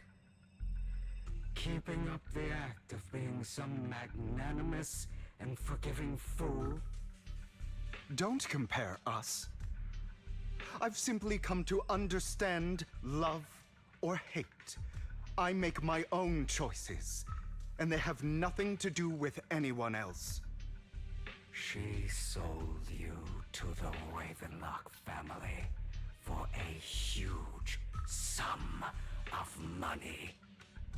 She used that money to start a new life without you. While she was indulging herself, you were going through hell in the Ravenlock Manor. Does it not torment you?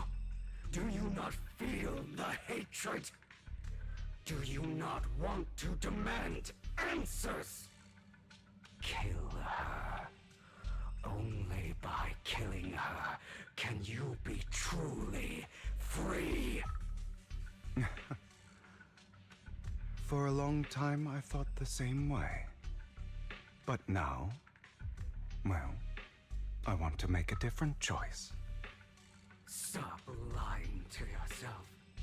You never had a choice. This weak-minded thinking will only lead you to failure.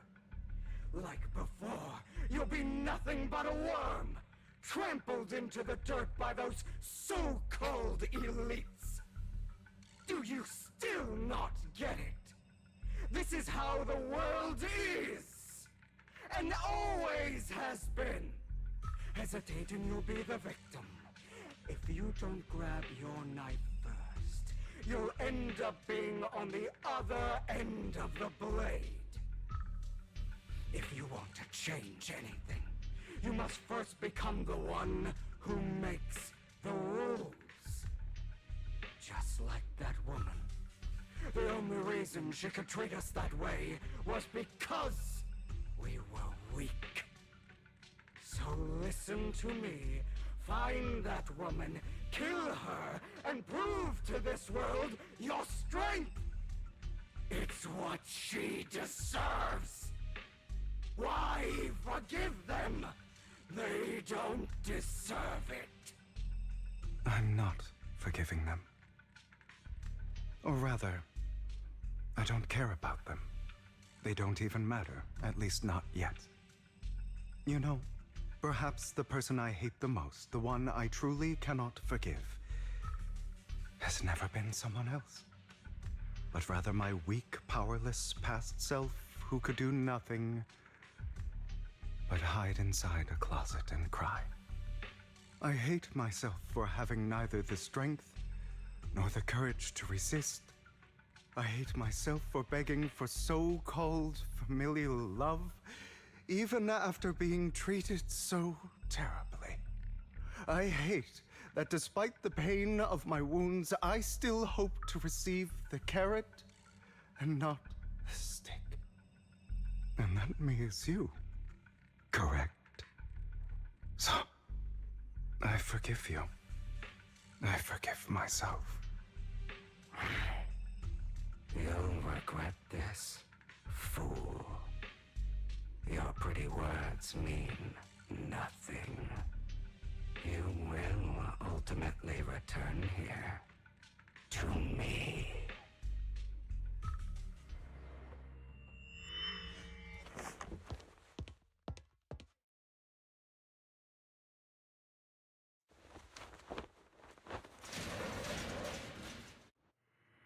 I see.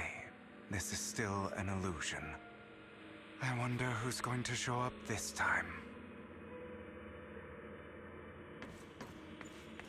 Brother! Hugo, let's play hide and seek! I'm already hiding! You'll find me, right? Like you always do!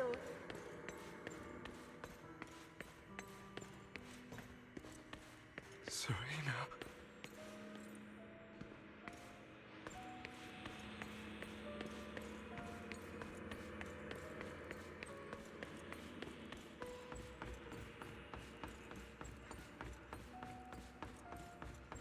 You're looking in the wrong place.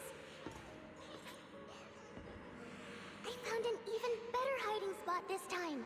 Harder to find than any place you showed me.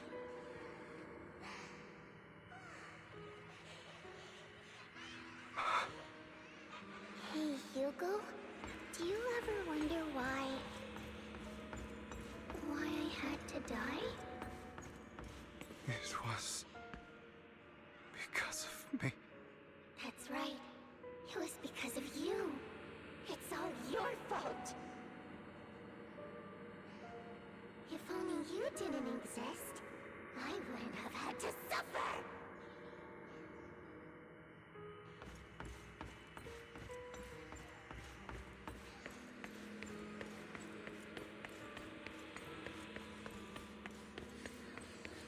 Still looking in the wrong spot. I can't believe you still haven't found me after all this time. Have you forgotten about me? I haven't forgotten. It's okay. I'll forgive you. I'll still be nice to you, just like before.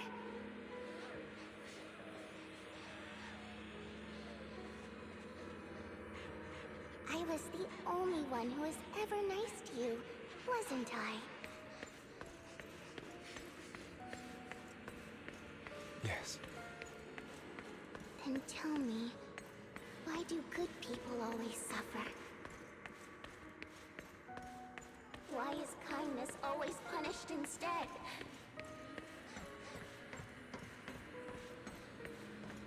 Tell me, Hugo, why?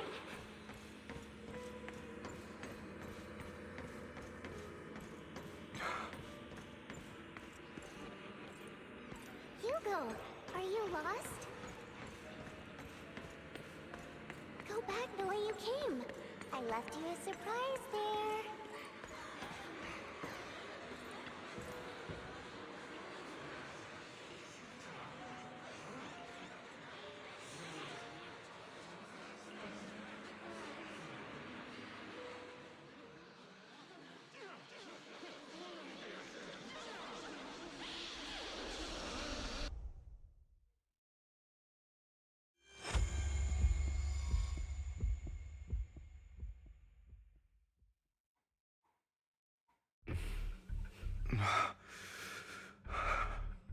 We meet again, my friend.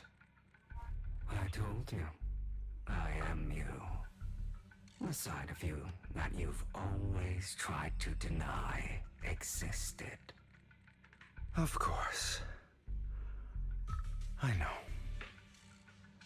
This time it's about Serena.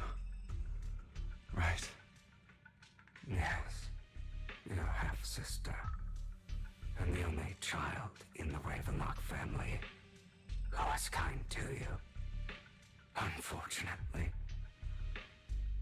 it was her kindness that led to her untimely death.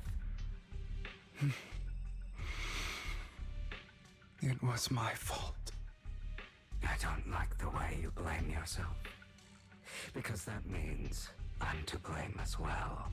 And I don't think I did anything wrong. Your mother sold you to the Ravenlocks.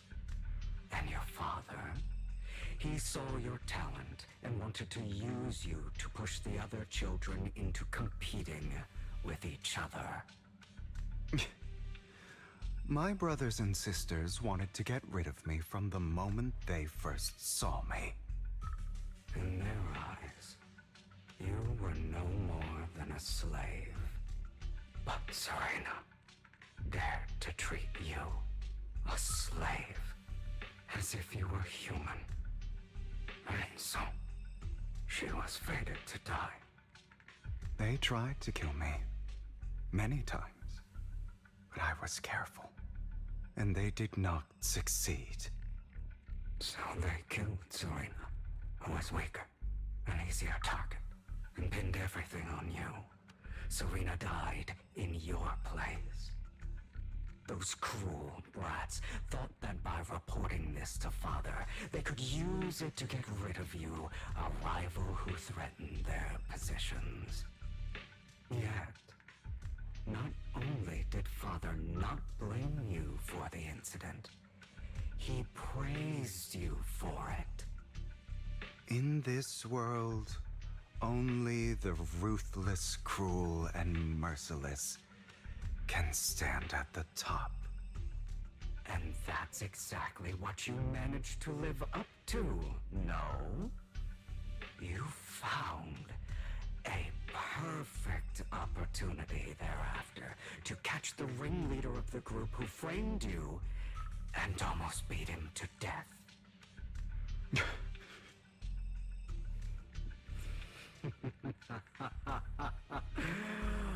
Oh, you should have seen the expression on your face back then. Oh, crazed and manic with utmost delight. I don't remember that.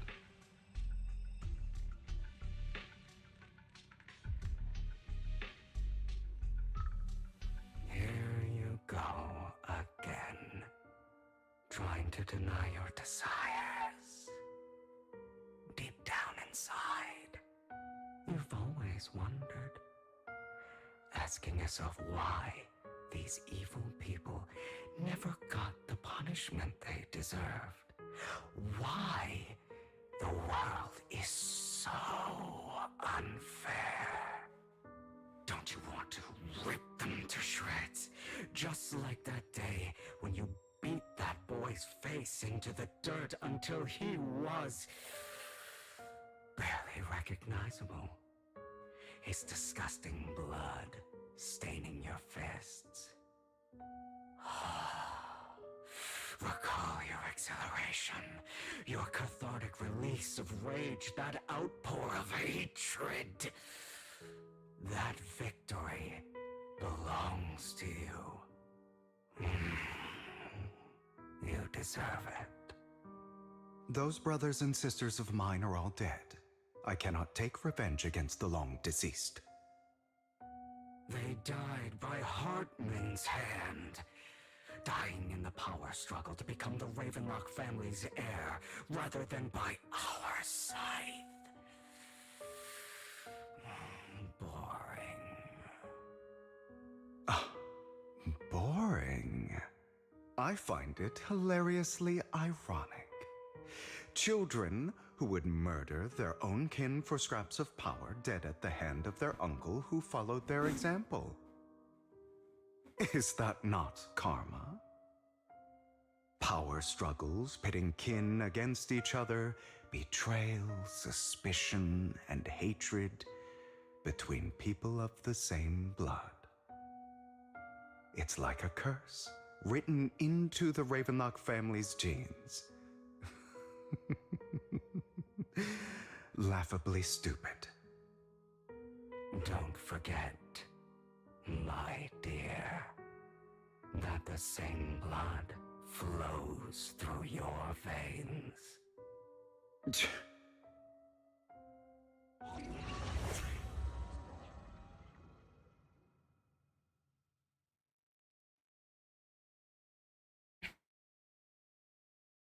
That's right, my dear nephew. No matter how much you deny it, the blood of the Ravenlock family flows through your veins. Survival of the fittest. Only the strongest deserve to live. Only the strongest deserve to rule. This is the path of success that has led the Ravenlock family to victory countless times. A blessing and a curse etched into your flesh and blood. As long as you live, you'll never escape the mark of family. You are destined to one day become someone like me, like your father.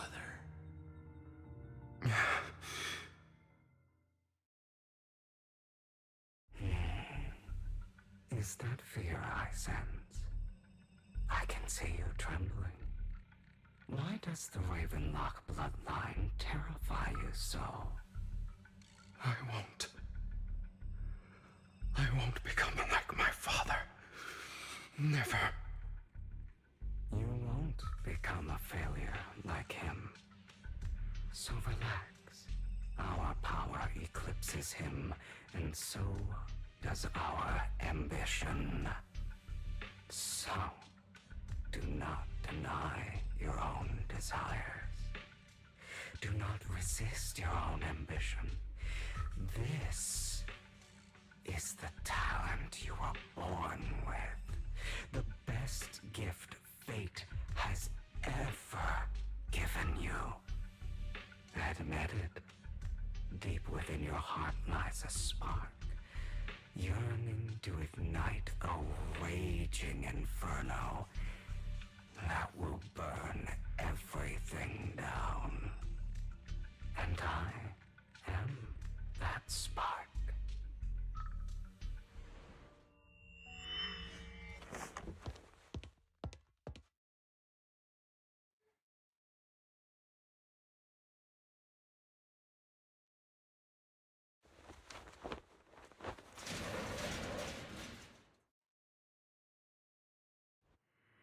Lycon. Never thought I'd be this genuinely thankful to see you.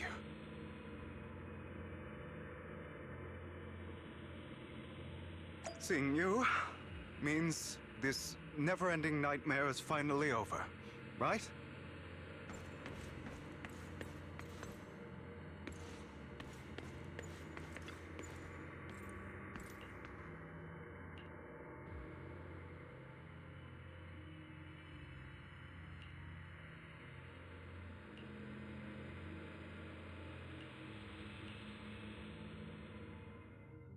I don't want to hear something like that from you.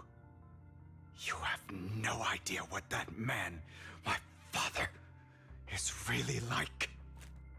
A person who stops at nothing for their own interests and ambitions. Just like what you're doing right now. And what do you think I'm doing this for? All of this was part of your plan. You knew where the Ravenlock family was going to be, so you set Mockingbird's target there. To seek revenge, you plotted to assassinate your own father, but he was too vigilant, and you failed. After almost being assassinated, your father was furious and locked everyone in the hall, but was unable to find the assassin. And what a coincidence that a hollow disaster just occurred in the vicinity. So he used it to eliminate all the unfamiliar faces there, turning them into victims of the Hollow, an easy feat for the Ravenlock family. So, the one who killed innocents was my father, not me.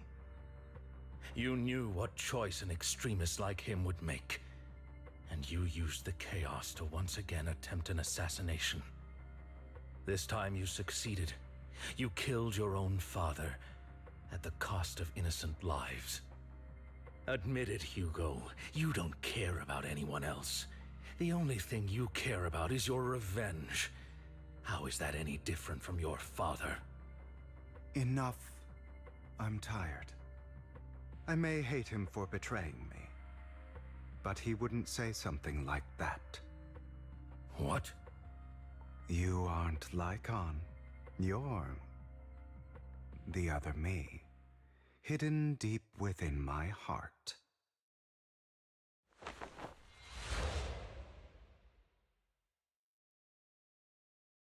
I've been waiting for you, my dear. It seems you've already grown accustomed to this place, even turning the tables on me. Just as you said, you are me, and I am you. There's no such thing as having an advantage over oneself. We are ultimately one and the same, forever inseparable. Then you should know what I want to say. When you and Lycon split, you didn't even try to clear up the misunderstanding, didn't deny or argue against what he said. Because you realized that deep down, he was right about you. You just hadn't acted on it yet. Some people live only to bring more suffering into this world. Sometimes, murder is what brings justice back into this world. For that, I must stain these hands in blood.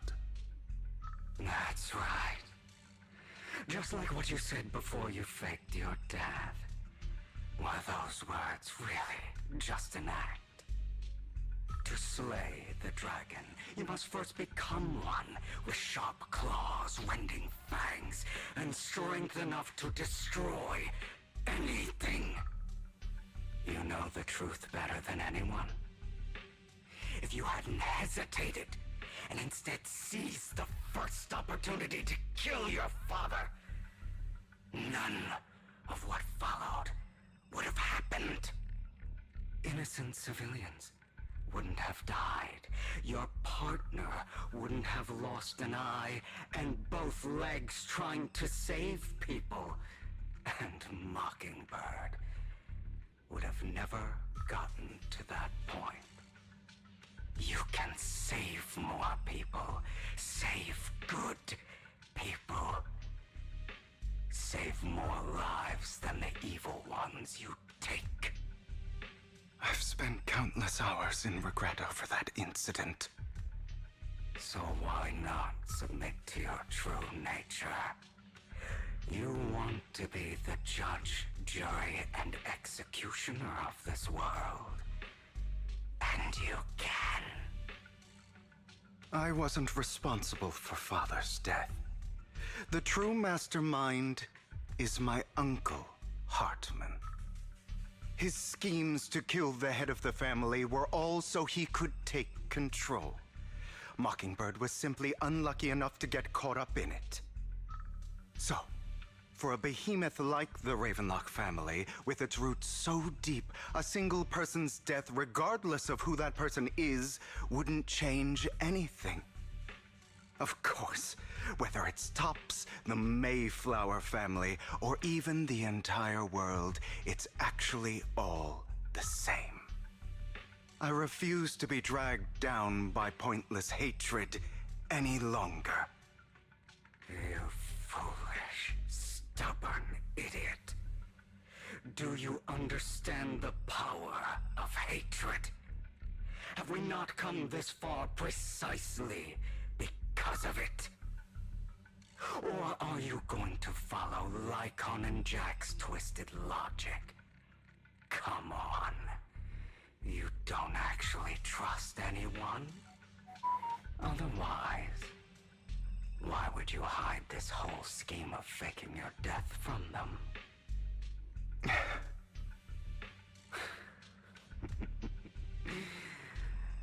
You've built an impenetrable wall around your heart, keeping everyone out.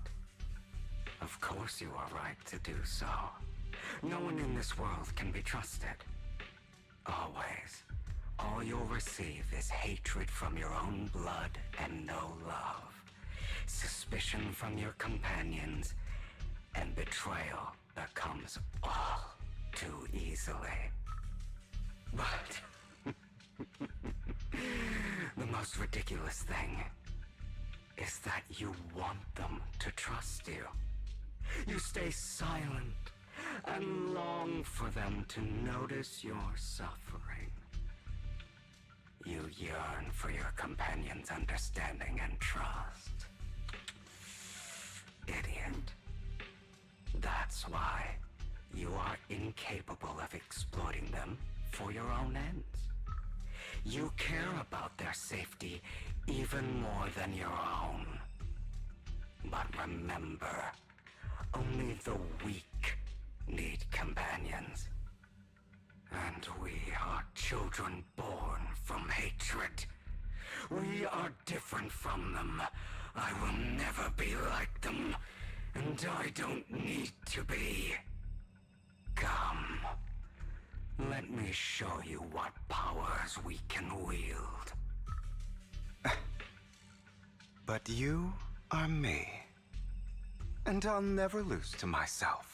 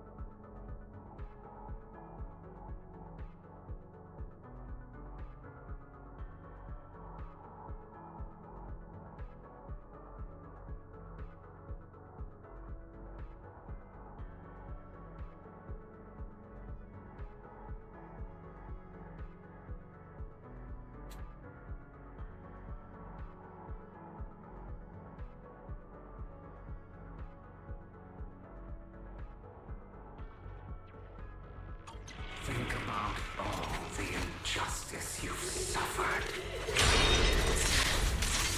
Have my way. If you choose to forgive, you're betraying yourself. You know that. Letting you consume me would be the real betrayal to myself.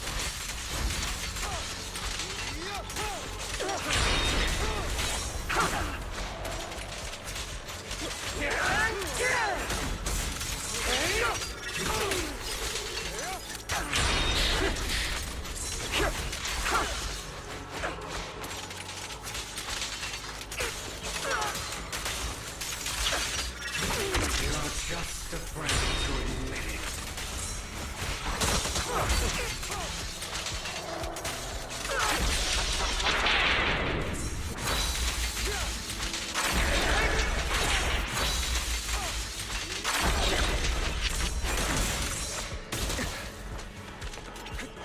Trying to run, are we?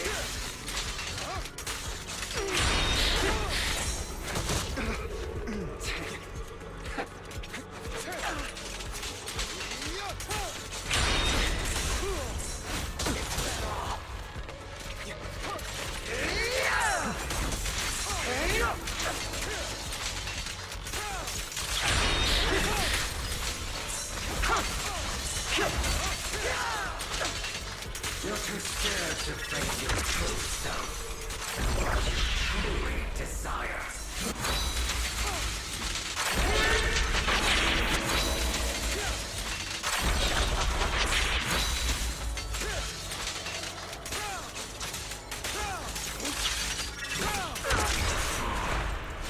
You're trying to kill me.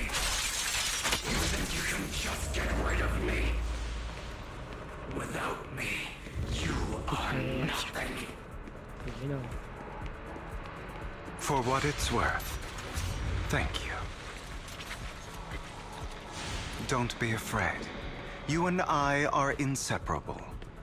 You're part of me, just as I am part of you.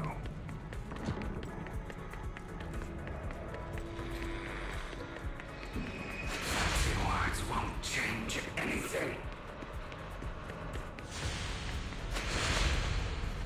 No.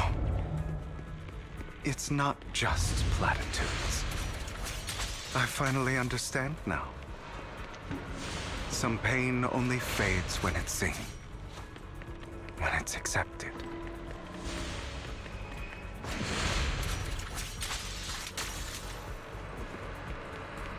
So I won't fight you anymore. I won't hate myself anymore.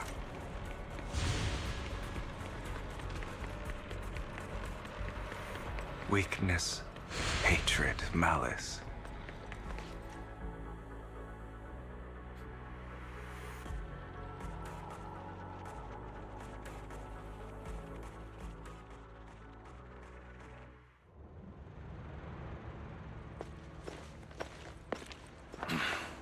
Hugo, it's time.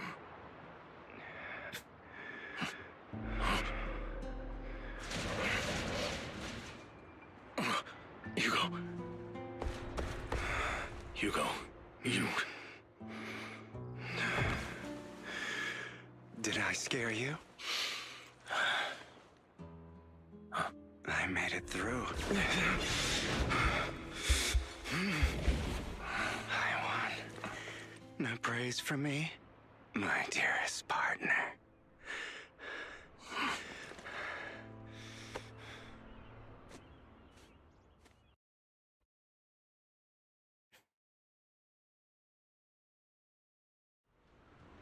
This is just like what I saw in my dream.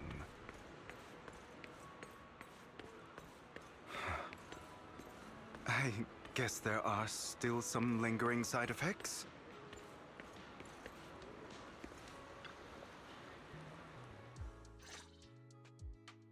Ah, my former partner. You're still as punctual as ever. Are you sure you are fully recovered? How about we fight, and I'll show you how recovered I am. I refuse to fight someone who is in need of medical attention.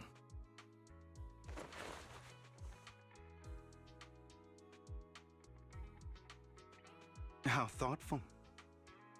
I'm touched. Or perhaps is this simply part of Victoria Housekeeping's professional care? I'd rather you not starve to death.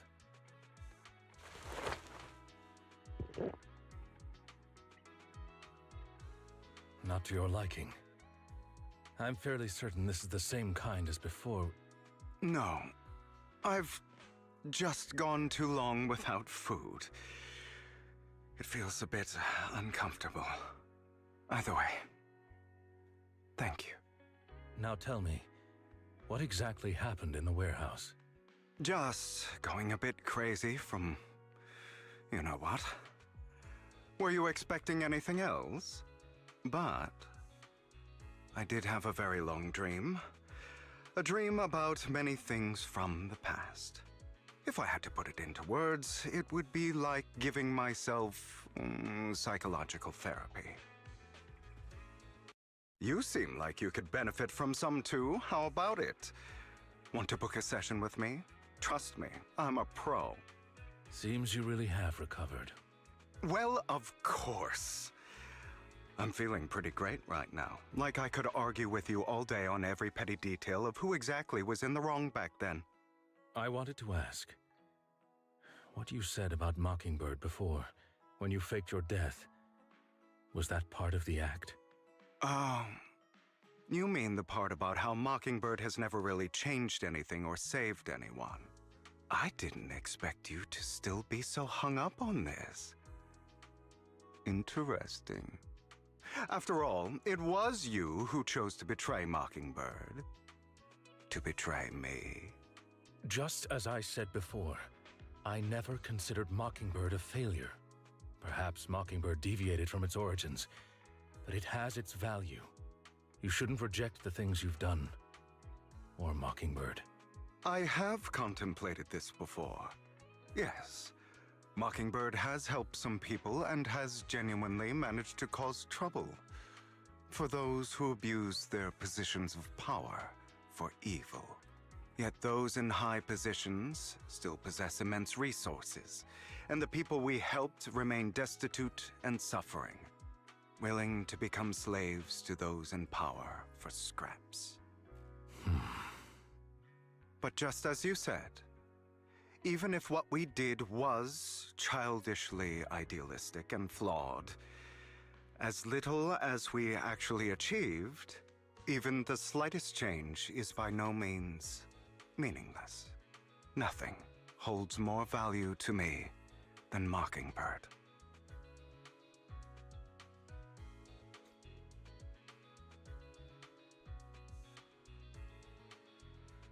All right, let's catch up later.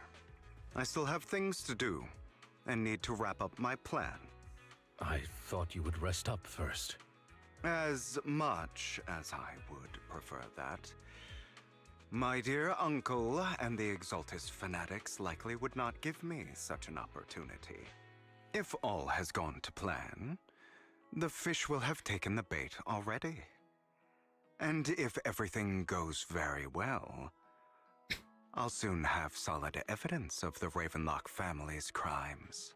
Well then, thank you for your assistance, former partner. Let's part ways here. I'll go with you. Lycon, surely you don't think that because I just recovered, I'm too weak to deal with those useless fools. Hartman's actions will disturb the safety of New Eridu.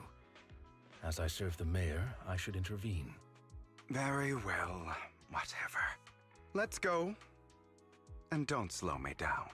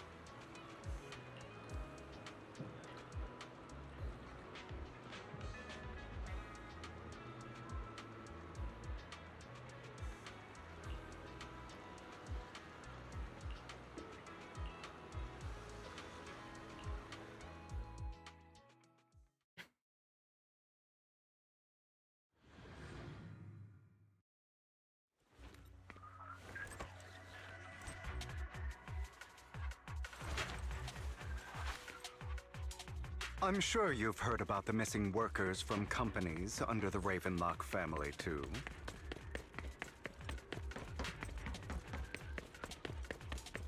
Those are Ravenlock's men. The workers with them are the victims who were tricked into going into the hollow.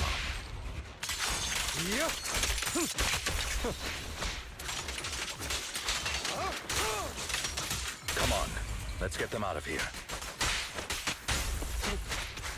I'm here.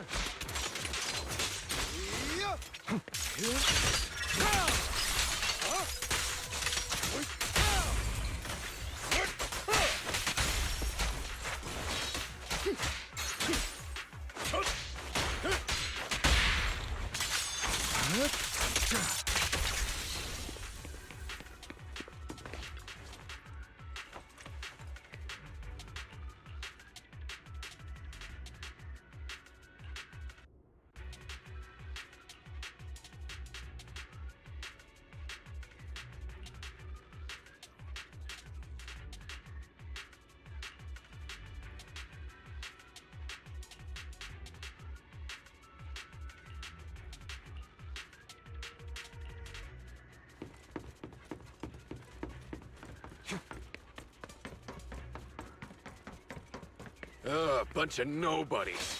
Annoying as hell. Kill them! You're welcome to try. Freeze all evil!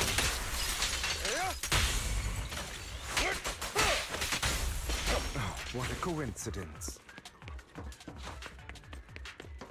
More workers here. And quite a lot of them.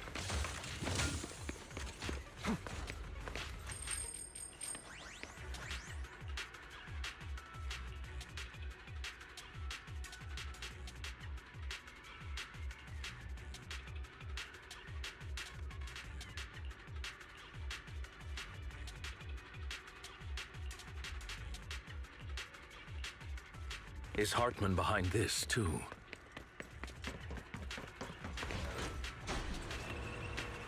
Of course.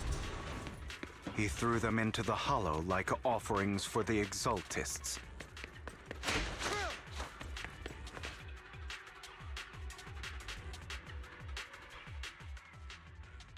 There's more over there. Let's hurry. It's different this time. Don't rush in. Let's listen in on what they're saying first.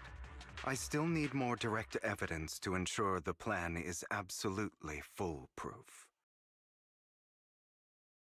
The compensation you promised, it's all real, right? All we have to do is follow you into the hollow for some simple tasks, and you'll give us a huge sum of dennies. It sounds real suspicious. Shut your trap. You keep yapping and asking questions. If this is all so suspicious, why were you so eager to sign up for it? Because I don't have a choice. My daughter was previously caught in the hollow disaster and suffered severe corruption. The treatment costs have completely drained our family's savings. So that's why... It's the same for me. A serious illness at a senior age. I need the money. Who would risk taking a job like this unless they were desperate? I'll do it. No matter how suspicious. As long as I can get paid, I'll do anything. Even risk my life. Wait, you people from the Ravenlock family, you're part of a big company in Tops. You wouldn't go back on your word, right? Don't worry, you'll get every denny you were promised. But before we start, you all need to take this medicine first.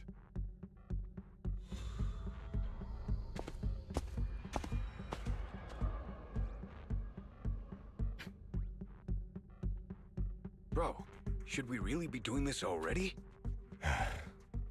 These workers keep talking. We're wasting time like this. And the sooner they take it, the sooner it'll be over. Consider it an early release for them. What? You didn't say anything about having to take pills before. Look, this is good stuff, all right? It'll increase your ether aptitude. There's tons of people who'd kill for something like this. Exactly! You'll be working in the hollow for several hours. This is essential medication. You have to take it before we continue. If you refuse, then you can forget about the job. Of course, you won't receive the compensation either.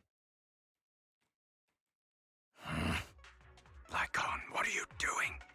Rescuing those workers, of course. There's clearly something off about those pills. We can't let them take them. Now is not the right time. As I said, we need more evidence to ensure the plan works. And as I said many years ago, you can't exploit innocence to achieve your goal. So that's how you see it. If that's not what you want me to think, then explain everything to me. All right. It's a little complicated, but simply put, these workers will be fine. Of course, it's your choice to trust me or not. But if you try to rush in, I will stop you. I trust you.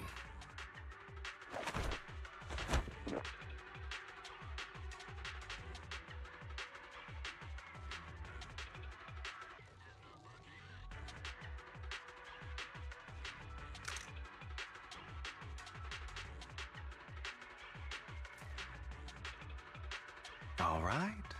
That's the evidence. Now we can go and beat them into the ground as much as you want. Don't forget, you owe me an explanation. Also, don't overdo it and kill them, even if they're the worst of the Ravenlock family. All right, Your Holiness, Saint Lycon. Who the hell are you? Why don't you take a guess? We're the ones here to stop you.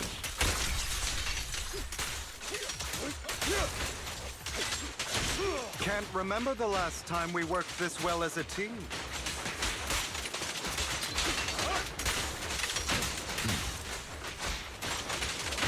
Your legs? How are they feeling?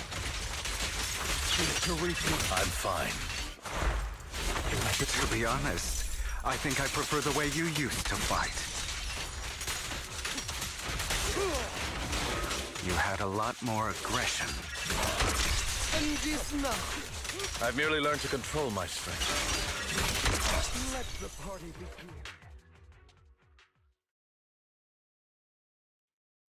God damn it! Who the hell are you? How dare you mess with the Ravenlock family? Ravenlock.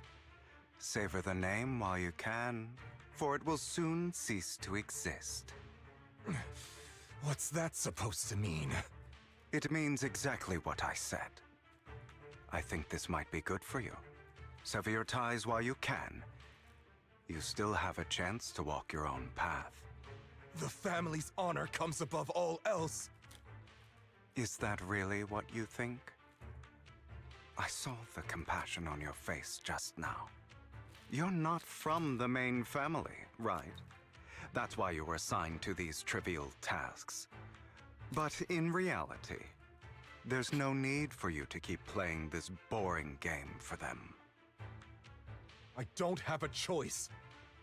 From the moment I was born into the Ravenlock family, You always have a choice, if you're willing to act. All right, let's end the small talk here.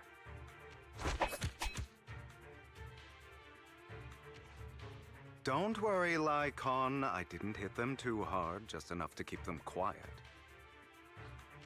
How's that? My acting's pretty good, right? As always, a certain someone should take some lessons from you. I'll leave the rest to you then. Okie dokie.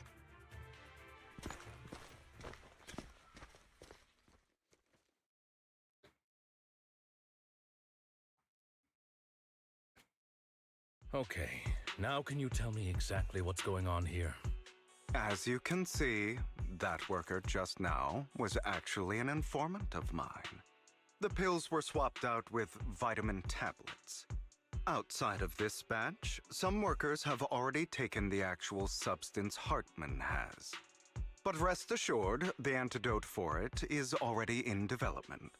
I found the best in the field to help, and with the data I collected before, we should have results soon. I wanted to ask. The reason you decided to lock yourself in a room and endure the effects of the drug, besides getting evidence, It was also to collect data on this drug in order to create an antidote, correct? It seems you're not completely beyond hope. I thought you were just being stubborn. Sometimes I wonder if you know me at all. Then, I have one last question. Why did you never tell me any of this back then? The truth is, I heard everything. That entire conversation between you and Jack. Before he passed away in that small attic. When Jack called you aside and gave you those warnings. When he told me you might go down the wrong path? That's right. You never said anything. What would I even do? Scream and rage over your suspicions, or get on my knees and beg for you to trust me? You know there's no way I'd allow myself to do such a thing. Besides, back then, even I was confused about myself. Jack, he... It's all in the past. You don't need to explain anything to me. Enough. We should get going. If we're going to reminisce over the past, we should find a more suitable location.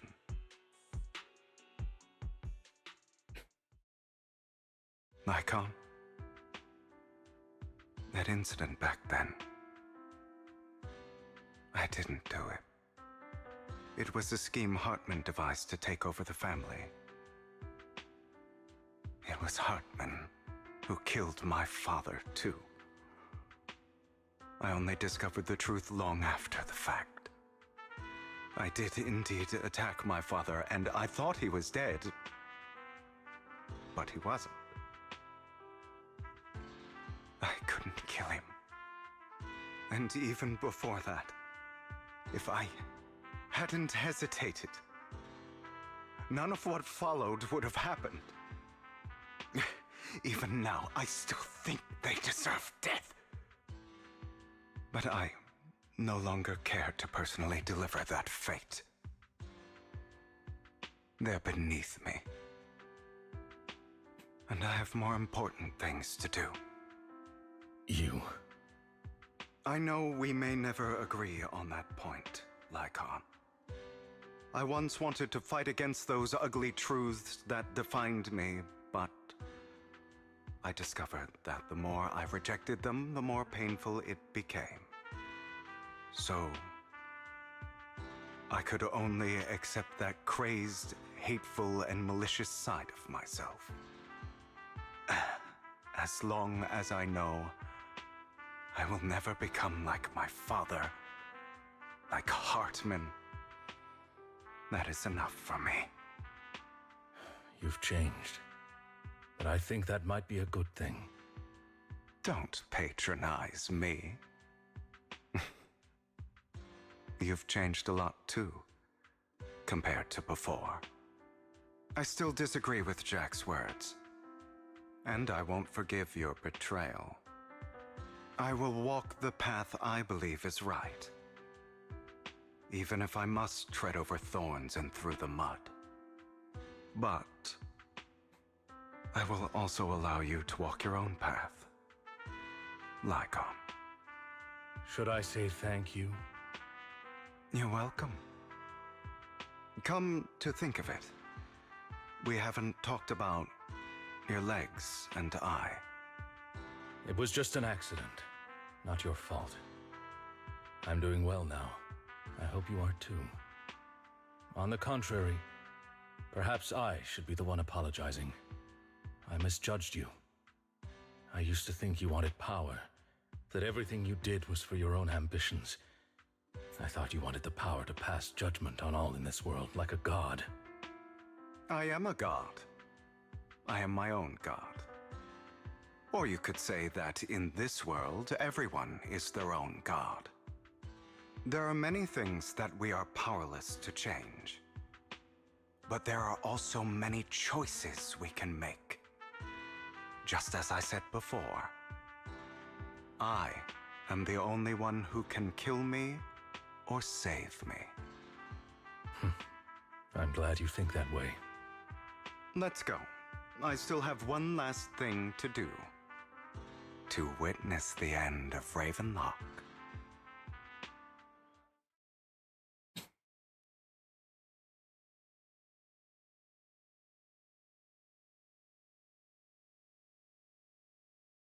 You really think you can take my place if I die? Never, you filthy bastard! Your little tricks mean nothing.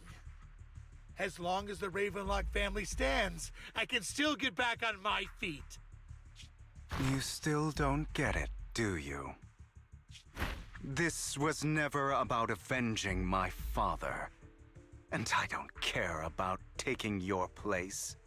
I didn't come this far just to kill you. That'd be pathetic. Right on cue. Why don't you take a look at this, Uncle? On behalf of TOPS, I'd like to clarify that we had no involvement in the Ravenlock family's actions. TOPS is officially terminating all partnerships with the Ravenlock family, effective immediately. We will have no further affiliation with them. Are you crazy? What the hell do you get out of ruining the Ravenlocks? You want to be a petty thief forever? Thief? Oh, Uncle. Allow me to reintroduce myself. I'm the name people whisper about. The one who robs the rich and gives to the poor. I'm the master con artist who can fool anyone, anytime. I'm the leader of Mockingbird. The one who turns every headline into my own stage. I have friends who'd catch me if I fall, partners who'd shed tears for me, and allies who always have my back. I am Hugo Vlad. You're the one who needs the Ravenlock name. I never did. You ungrateful bastard! You should have never been born. You flatter me. Same goes for you, Uncle.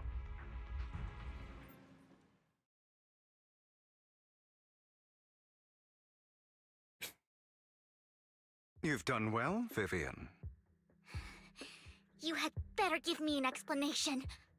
And here I thought this would be a touching reunion. What's with all the anger? Hugo, I'm a member of Mockingbird too, and I mourned your death. Listen, Vivian. I don't want you or the people you cherish to get caught up in danger because of me. I've always been selfish, so I don't hesitate to use you all as variables in my plans. But it is because I am selfish that I also don't want my failures to affect my treasured companions. In any case, if you were in the same position, would you not make the same decisions? Lycon's taking care of everything outside. We should go. Also, Wise, thank you. And I'm sorry for the whole act where I threatened you. It was the only way for Hartman to drop his guard against you and leave you be. I, Hugo Vlad, am forever indebted to you.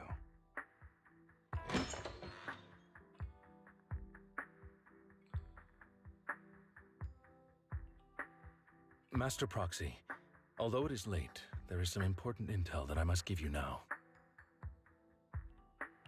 Did you know about Hugo's plan to fake his death and everything that's been happening, Lycon? I was simply playing along.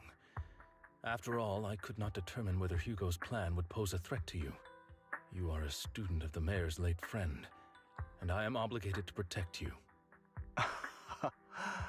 You still have that habit of finding awkward excuses when you're embarrassed. Mr. Hugo Vlad, if you have any important intelligence to share, please do so with haste. I need to return to rest before midnight.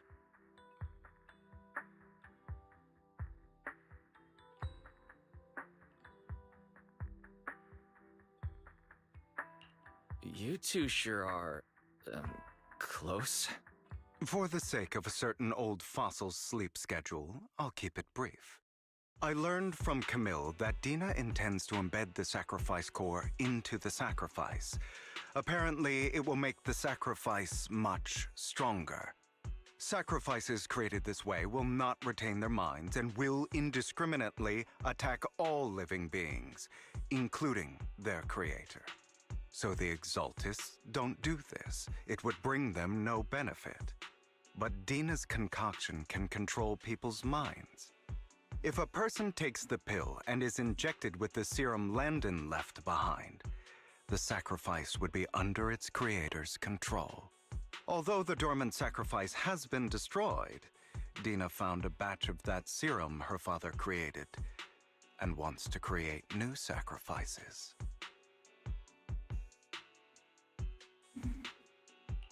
Putting aside the sacrifice for now, Hartman's sacrifice core is fake.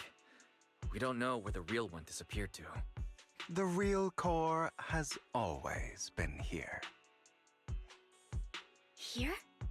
In Lord Phaethon's video store? Vivian, do you remember when I suggested you give that collectible to our dear proxy? I remember. But that was just an ordinary pendant. And I've met the person who submitted it. She has absolutely no connection to the Exaltists. How about our dear proxy take out that pendant so we can take a look?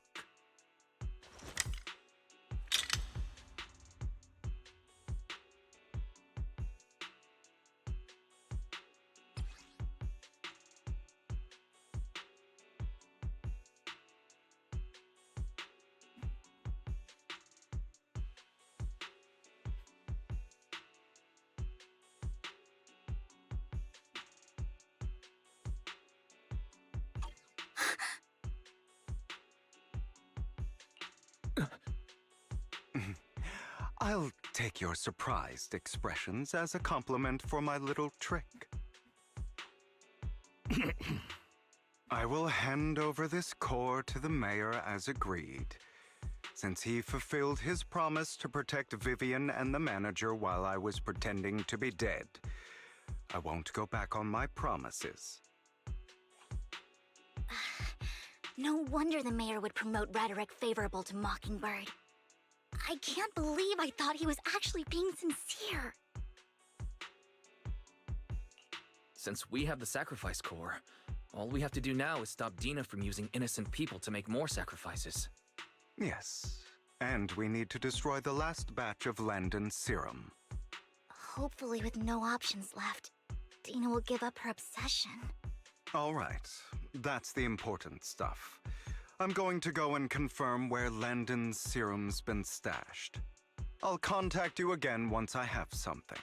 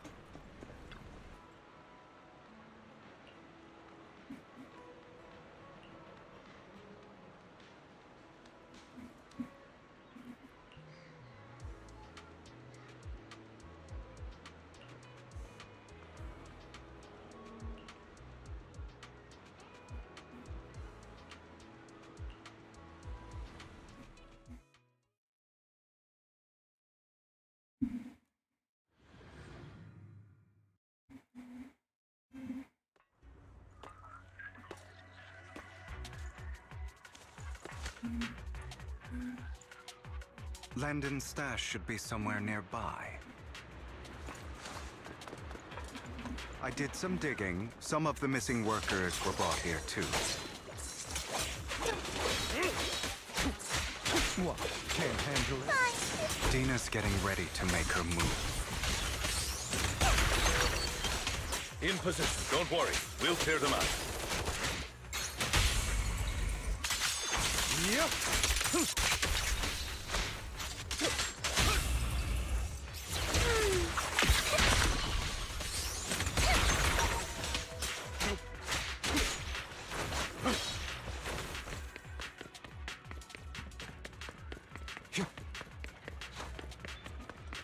They're trying to destroy the goods! Stop them! We need to take care of the guards first.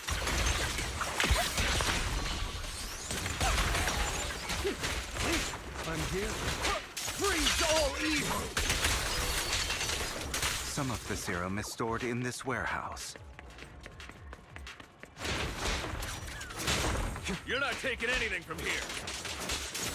Before I get angry. Hugo, get the guards first. I miss you and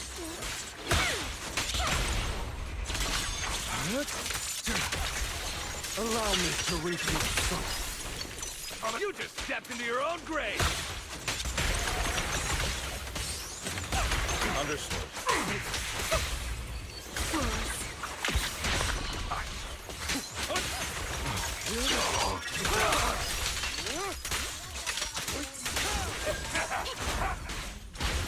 In position. Yes. Truth is a beloved fairy tale. Don't. not worth my time.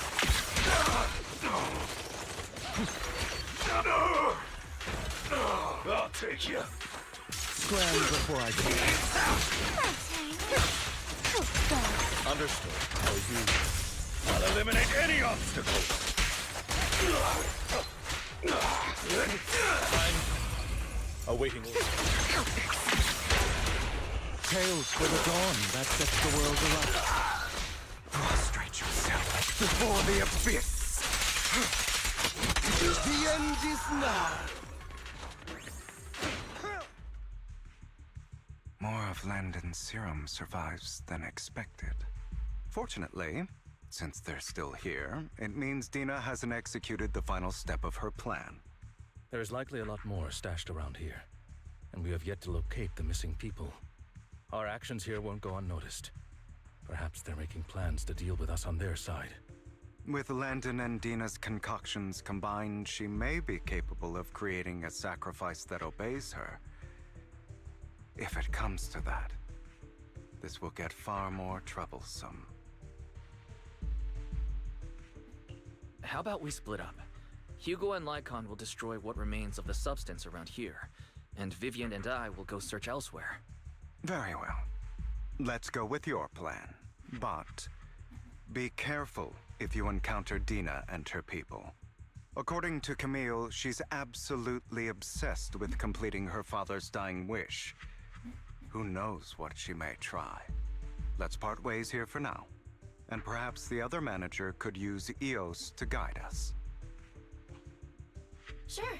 I've been feeling way better these past few days, so just leave it to me. It's only now that I realize how fortunate we are to have two Lord Faithins.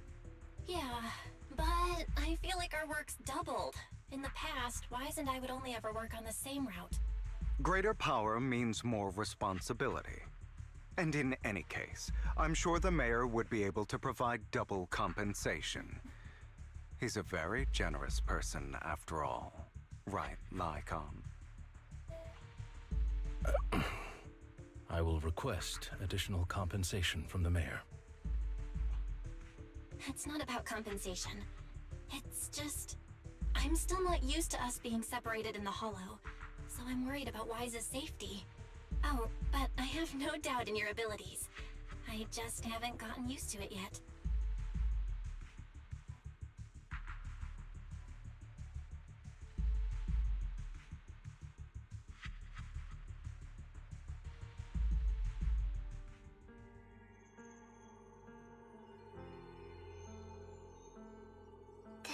future I saw, Lord Pathan.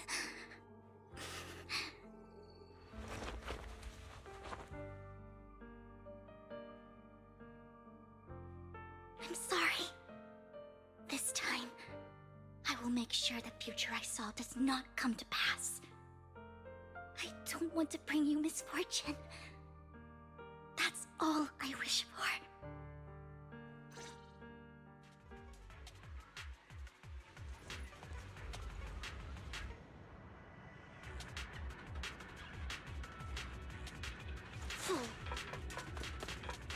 Leave this to me, Lord Phaethon.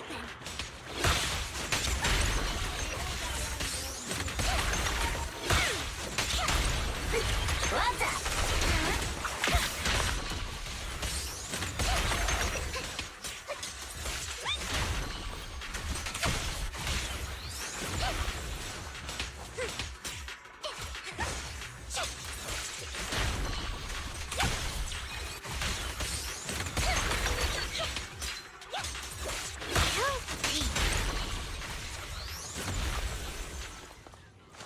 Lord Phaethon, there might be more serum here.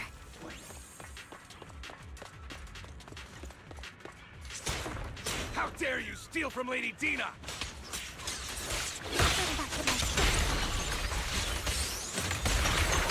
I'll try to go easy on you. No promises.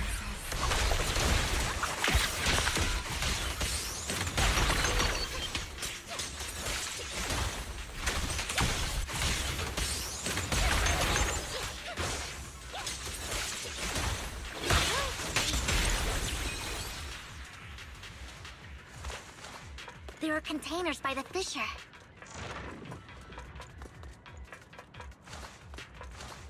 There's got to be something inside.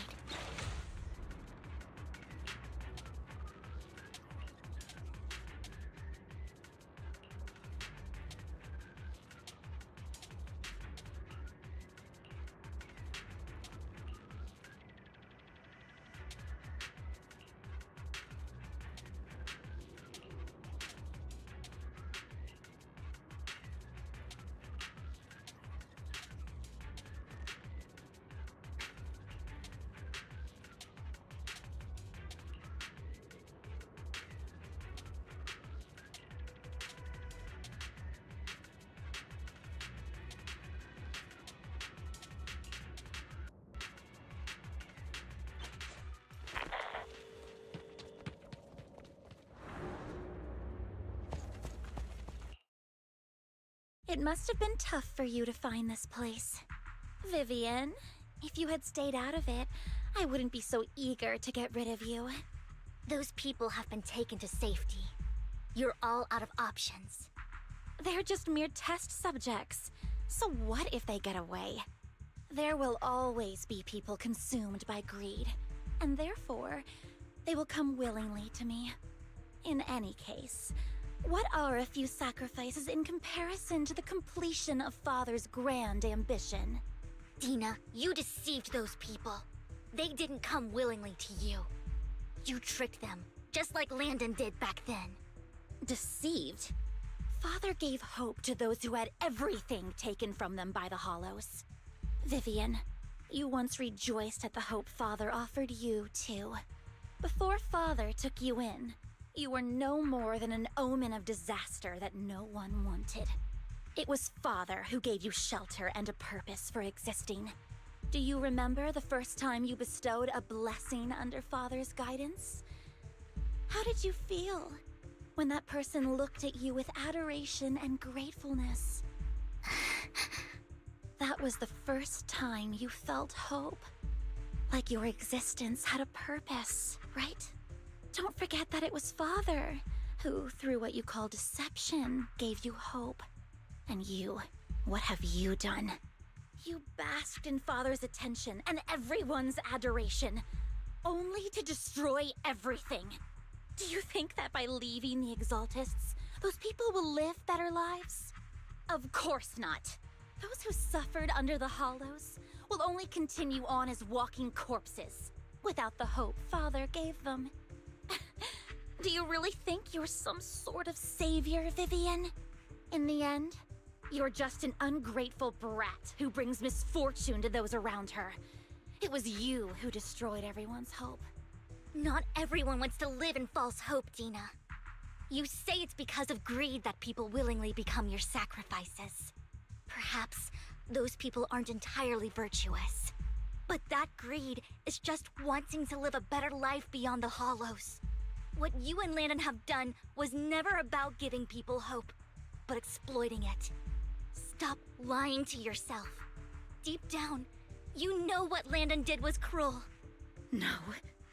Back then, when Landon wanted to inject you with the serum, the fear in your face was as plain as day. I saw it all clearly.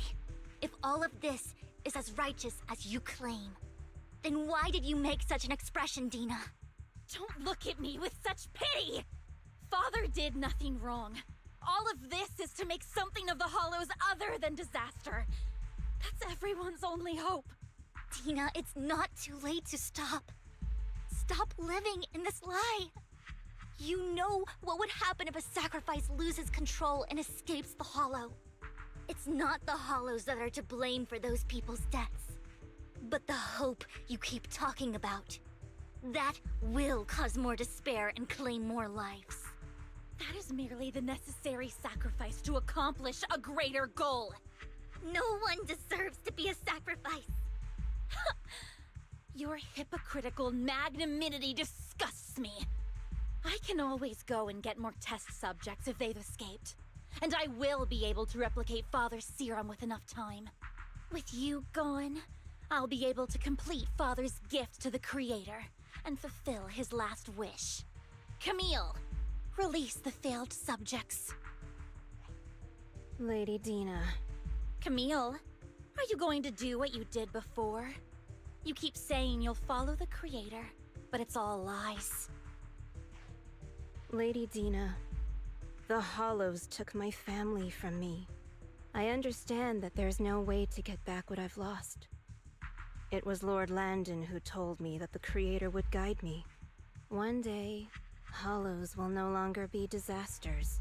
Everyone will be able to survive inside them. I look forward to the day when this hope becomes reality.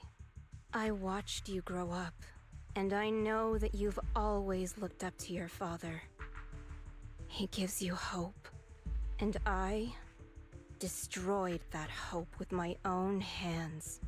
I know the pain of loss, so I've always felt guilty. I want to atone for the hope I destroyed. But Dina, I don't want to ruin more lives, and I don't want to continue watching you destroy yourself. Vivian is right. Not everyone wants to live in false hope. So, please, stop. Camille, are you abandoning me too? I'm not abandoning you. I just don't want to see you go past the point of no return. The point of no return? I passed that point ages ago. No, Dina. You can still turn back. I'll be your way back. Where are you going, Camille? I made a deal with Hugo and the mayor. If someone needs to take the fall for this, let it be me. I did it. All of it. I've been forcing Landon's only daughter, Dina, to research how to create sacrifices. I colluded with the Ravenlock family for my own gain. Everything Dina did was under duress. Since I've kept her captive for so long, she doesn't have the skills to survive as an independent member of society. She'll need a caretaker and teacher. Someone who will look after her and educate her. No! I refuse, Camille! I refuse to accept this! Dina, I'm going to dispose of those failed subjects. I won't allow it! You'll die! I won't allow it! You can't leave me. I command you! You've always followed my orders, and you will follow them now! It wasn't your orders that I've been following. My younger sister, who was stolen from me by the Hollows, also had such beautiful red hair. When Landon told me the Creator could bring me hope, you were standing there, right behind him. I was certain, then and there, that this was the hope the Creator had given me. Start over, Dina. You still have so long, so much time. You'll make friends, find people who love you, and make many beautiful memories. That's not what I want! Camille, you're not allowed to die! I won't allow it! I won't allow it! Goodbye, Dina. And I'm sorry, Vivian. I'll leave the rest to you.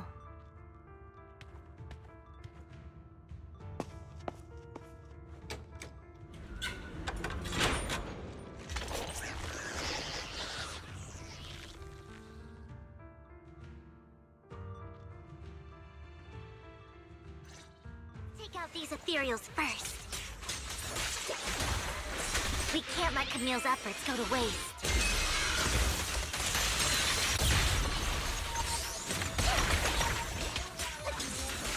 Don't touch me.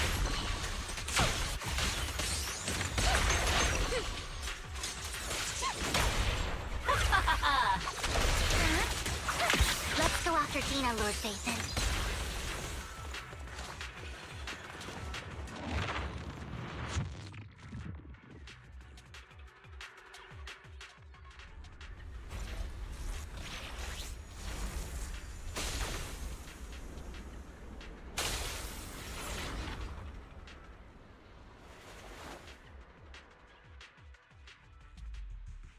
Are you satisfied now, Vivian?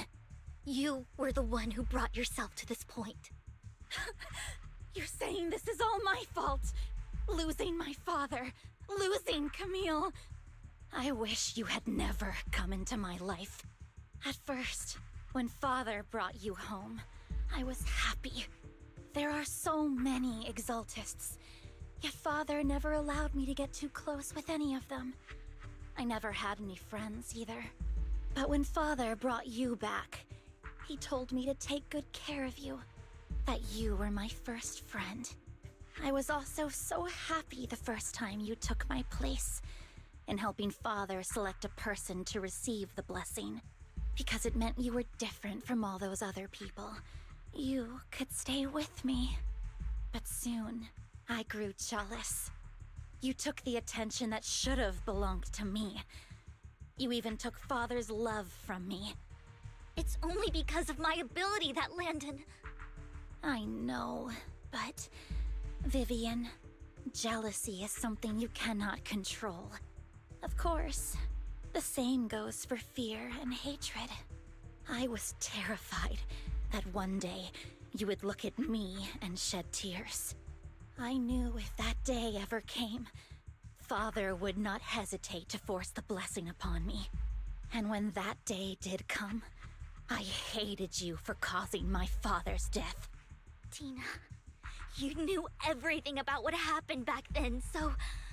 why are you still defending Landon? And why didn't you tell me back then? If I had known earlier, maybe I could have found a way. Because it's the only thing that makes me more special than you, no? It proves I had Father's trust. I was more useful to him.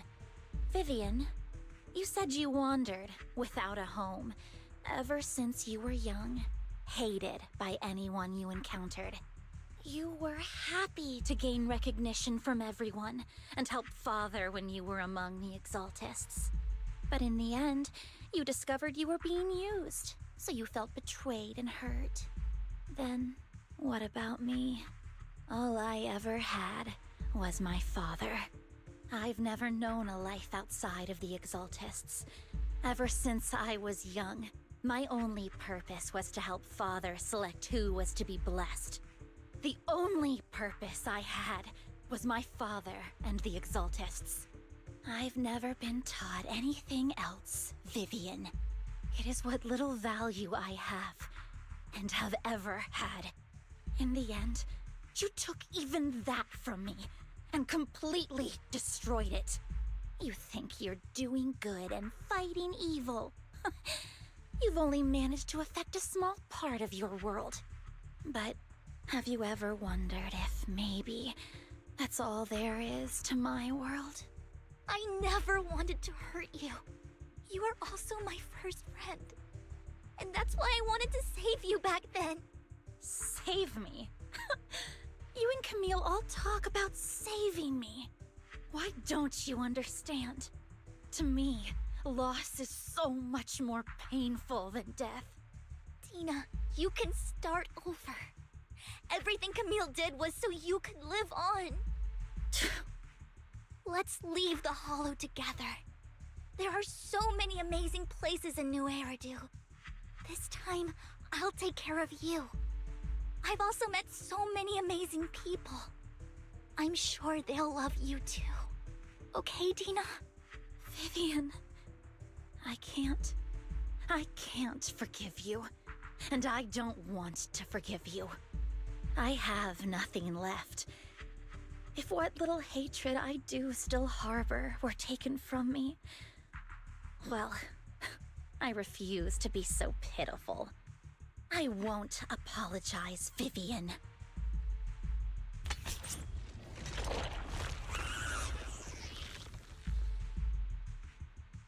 I don't want to hate myself, so I can only hate you for killing my father, and hate Camille for leaving me. That's just the kind of person I am. Hateful and despicable. I refuse to owe anyone anything. I refuse to feel regret. I won't.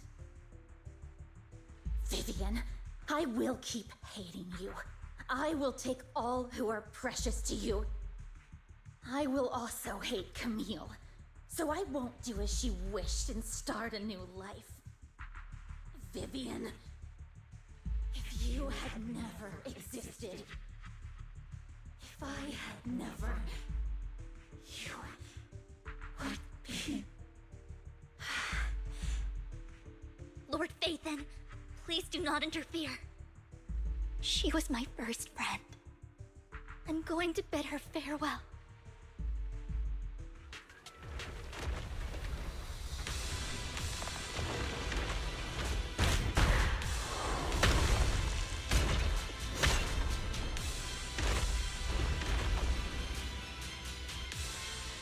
Dina, soon the pain will be over. Lord Phaethon, don't come any closer!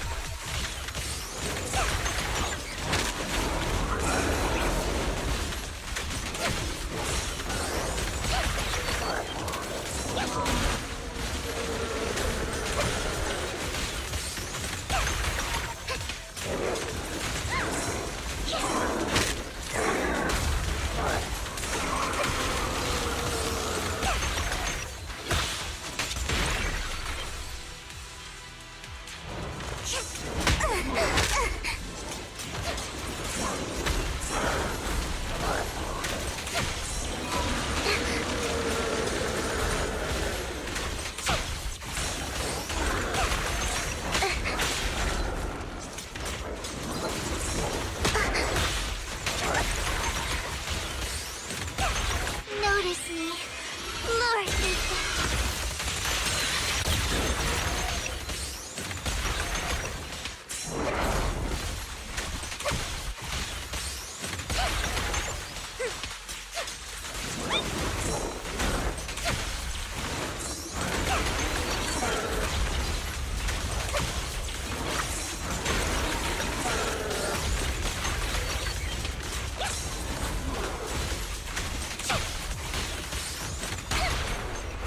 What's up? Where are you looking?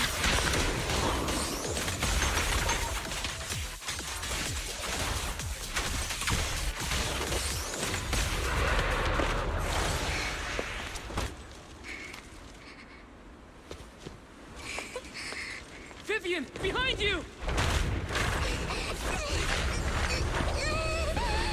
Wise!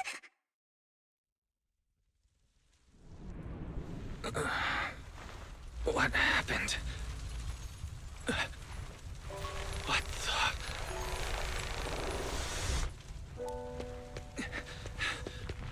Vivian! Wise, don't come near me. This is my own choice.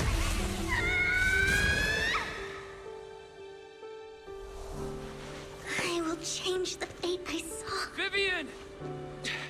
I just want you to remember me when I looked my best. Vivian! Careful. Vivian, your body...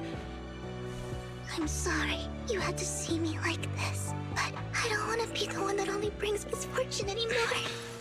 No. There's got to be another way. It's so warm, and the night is beautiful.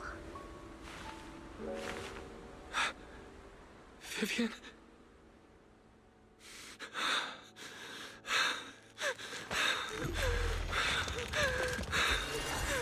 No. It can't end like this.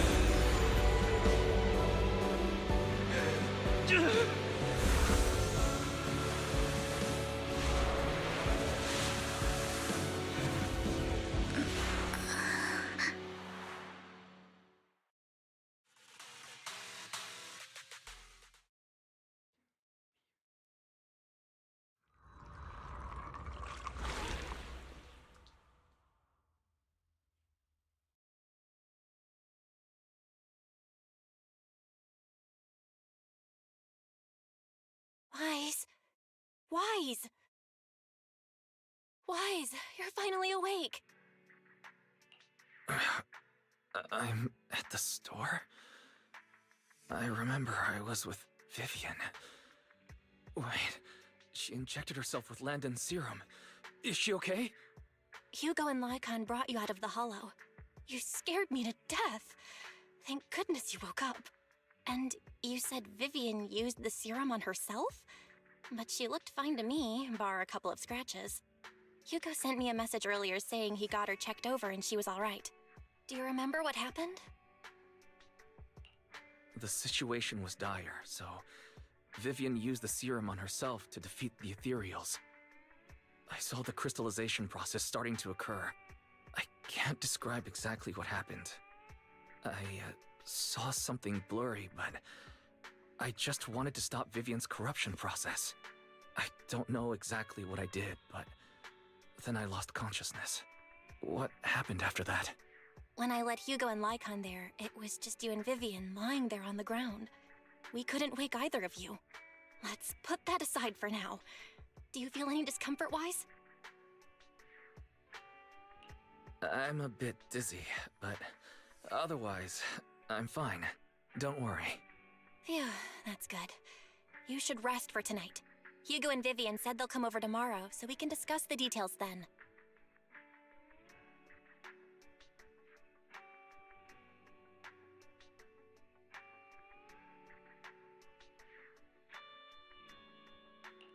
Okay.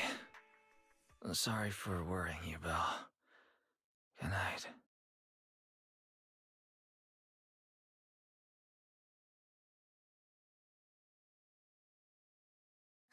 Lord Phaethon! How are you feeling? No headaches? Leg pains? Heart palpitations? Loss of appetite? Vivian? I was just so worried. Sorry. Anyway, Lord Phaethon, I'm so glad you're okay. What happened this time was all my fault. Things were dire, and you did what you had to. Plus, if it weren't for you, we wouldn't be here now. So what happened? Wise said he saw the crystallization process start. But I didn't see anything through EOS. Hugo? Lycon? Did either of you guys see it? Allow me to explain. Miss Vivian told us what happened after she awoke, and the mayor arranged a full medical checkup for her. Based on the results, Miss Vivian indeed shows mild corruption sequela. But if the crystallization process had already started, the lingering effects should be far more severe. To be precise, if the process had already reached the point of mass surface crystallization, it should have taken no time at all to become an ethereal. So, the mayor theorizes that it was the etheric energy within Master Proxy's body that affected Vivian's condition and the surrounding etheric particles, causing Vivian's corruption to recede.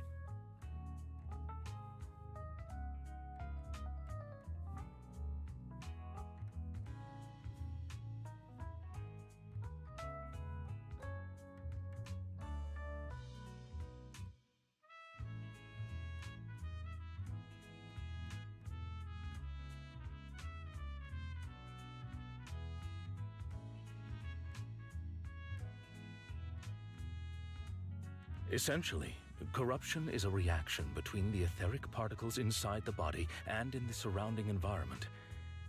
Therefore, it's not necessarily irreversible, just that currently our mainstream method of defense is prevention.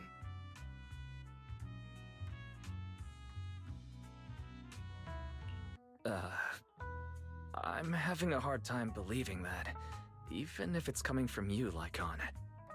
It's almost like you're claiming I can manipulate etheric energy. Master Proxy, you are special. This is a gift your teacher left you. A gift from our teacher? How come I never knew about it? I don't know all the details, so I cannot explain everything to you. My apologies. However, Miss Yixuan might be able to answer some of your questions. She will visit you sometime soon, so please feel free to ask her any questions you may have. She has quite an eccentric personality. If she causes you any inconvenience...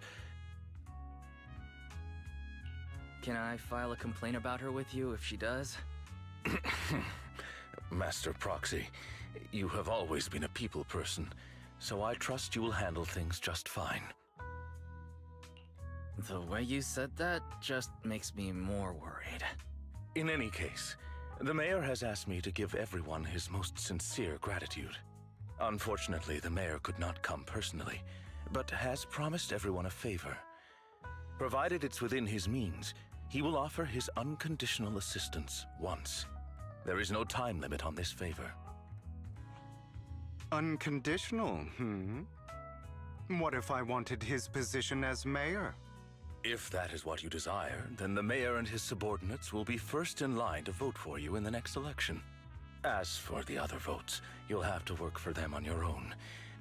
But should you assume office, I hope you take full responsibility for handling all day-to-day matters and lead by example. By sheer happenstance, the mayor has provided you with a copy of his current assignment, the City Waste Sorting and Processing proposal. Old fox. Well, can I request Lord Phaethon's? The mayor imagined you might ask. I have prepared all the necessary documents, and the ceremony expenses will be covered by the mayor as a gift. As long as Master Proxy agrees, we can sign and process the documents immediately. But this matter requires mutual consent and cannot involve coercion, confinement, or one party's lack of consciousness. Stop! I would never do that to Lord Phaethon! Probably. At least not today. As for you, Master Proxies, the mayor has some sense of what you desire. That said, he hopes you might speak with Miss Yixuan first before you decide the timing of that favor.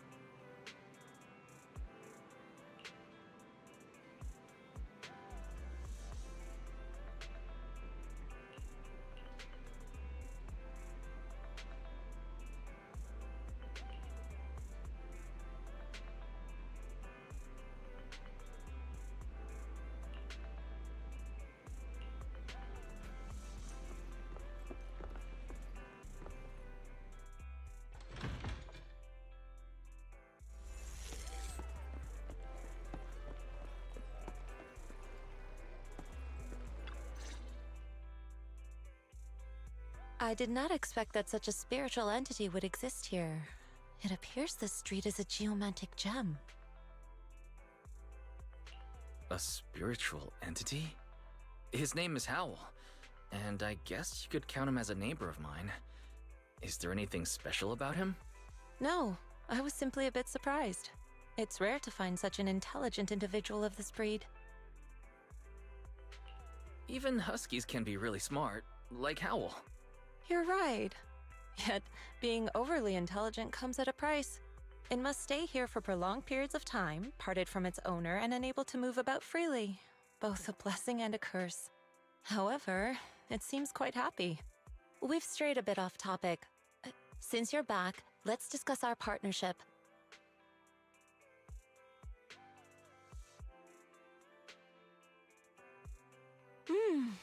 Nice job.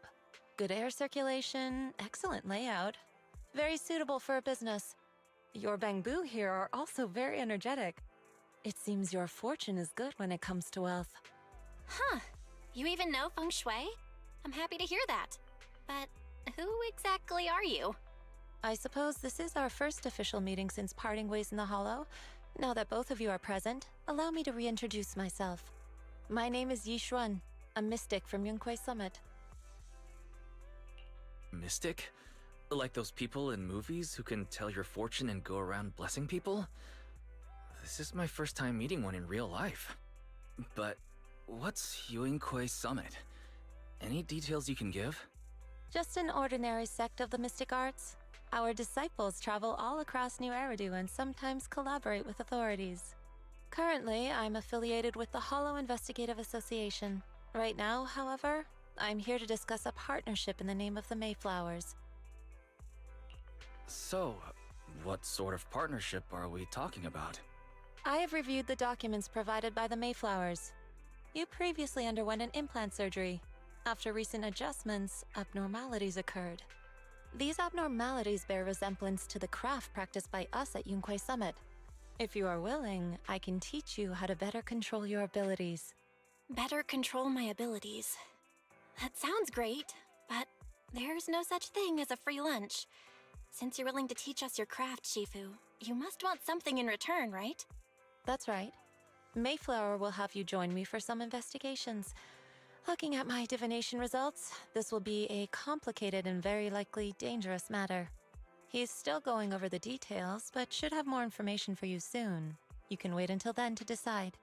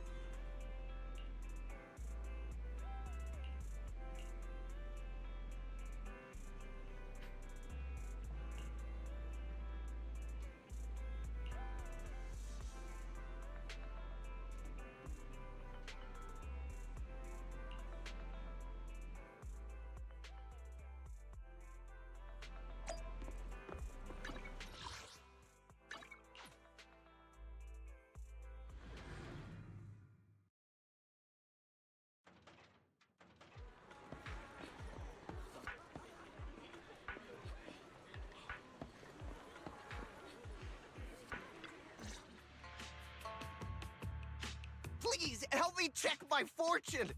Here's my pop. Look, doesn't this thick wealth line mean I'm about to strike it rich? I've looked it over, and your fortune is decent. Huh? You barely looked at it, and you're already done? You have good fortune. What? You don't believe me? I do. Thank you so much. Next, it's my turn. Hey, wait, hey, quit cutting in line. So this is where you were. Who are all these people? You're here, Wise? I decided to take a break. I didn't expect so many people to come seeking my divination services. Don't worry, I need no more than a simple spell to solve this matter. Fortune-telling services is 10,000 dennies per session. All gone? Good. It seems the Banish Wealth and Desire spell is still effective. Banish wealth and desire? That's a spell? This isn't the kind of craft you said you were going to teach us, is it? Our video store has a business license, and we'd get complaints if we charged unfair rates. Of course not. This is just a trick to deal with trouble. I'll take my time showing you the true craft of Yunkwai Summit. For now, let's find that shop.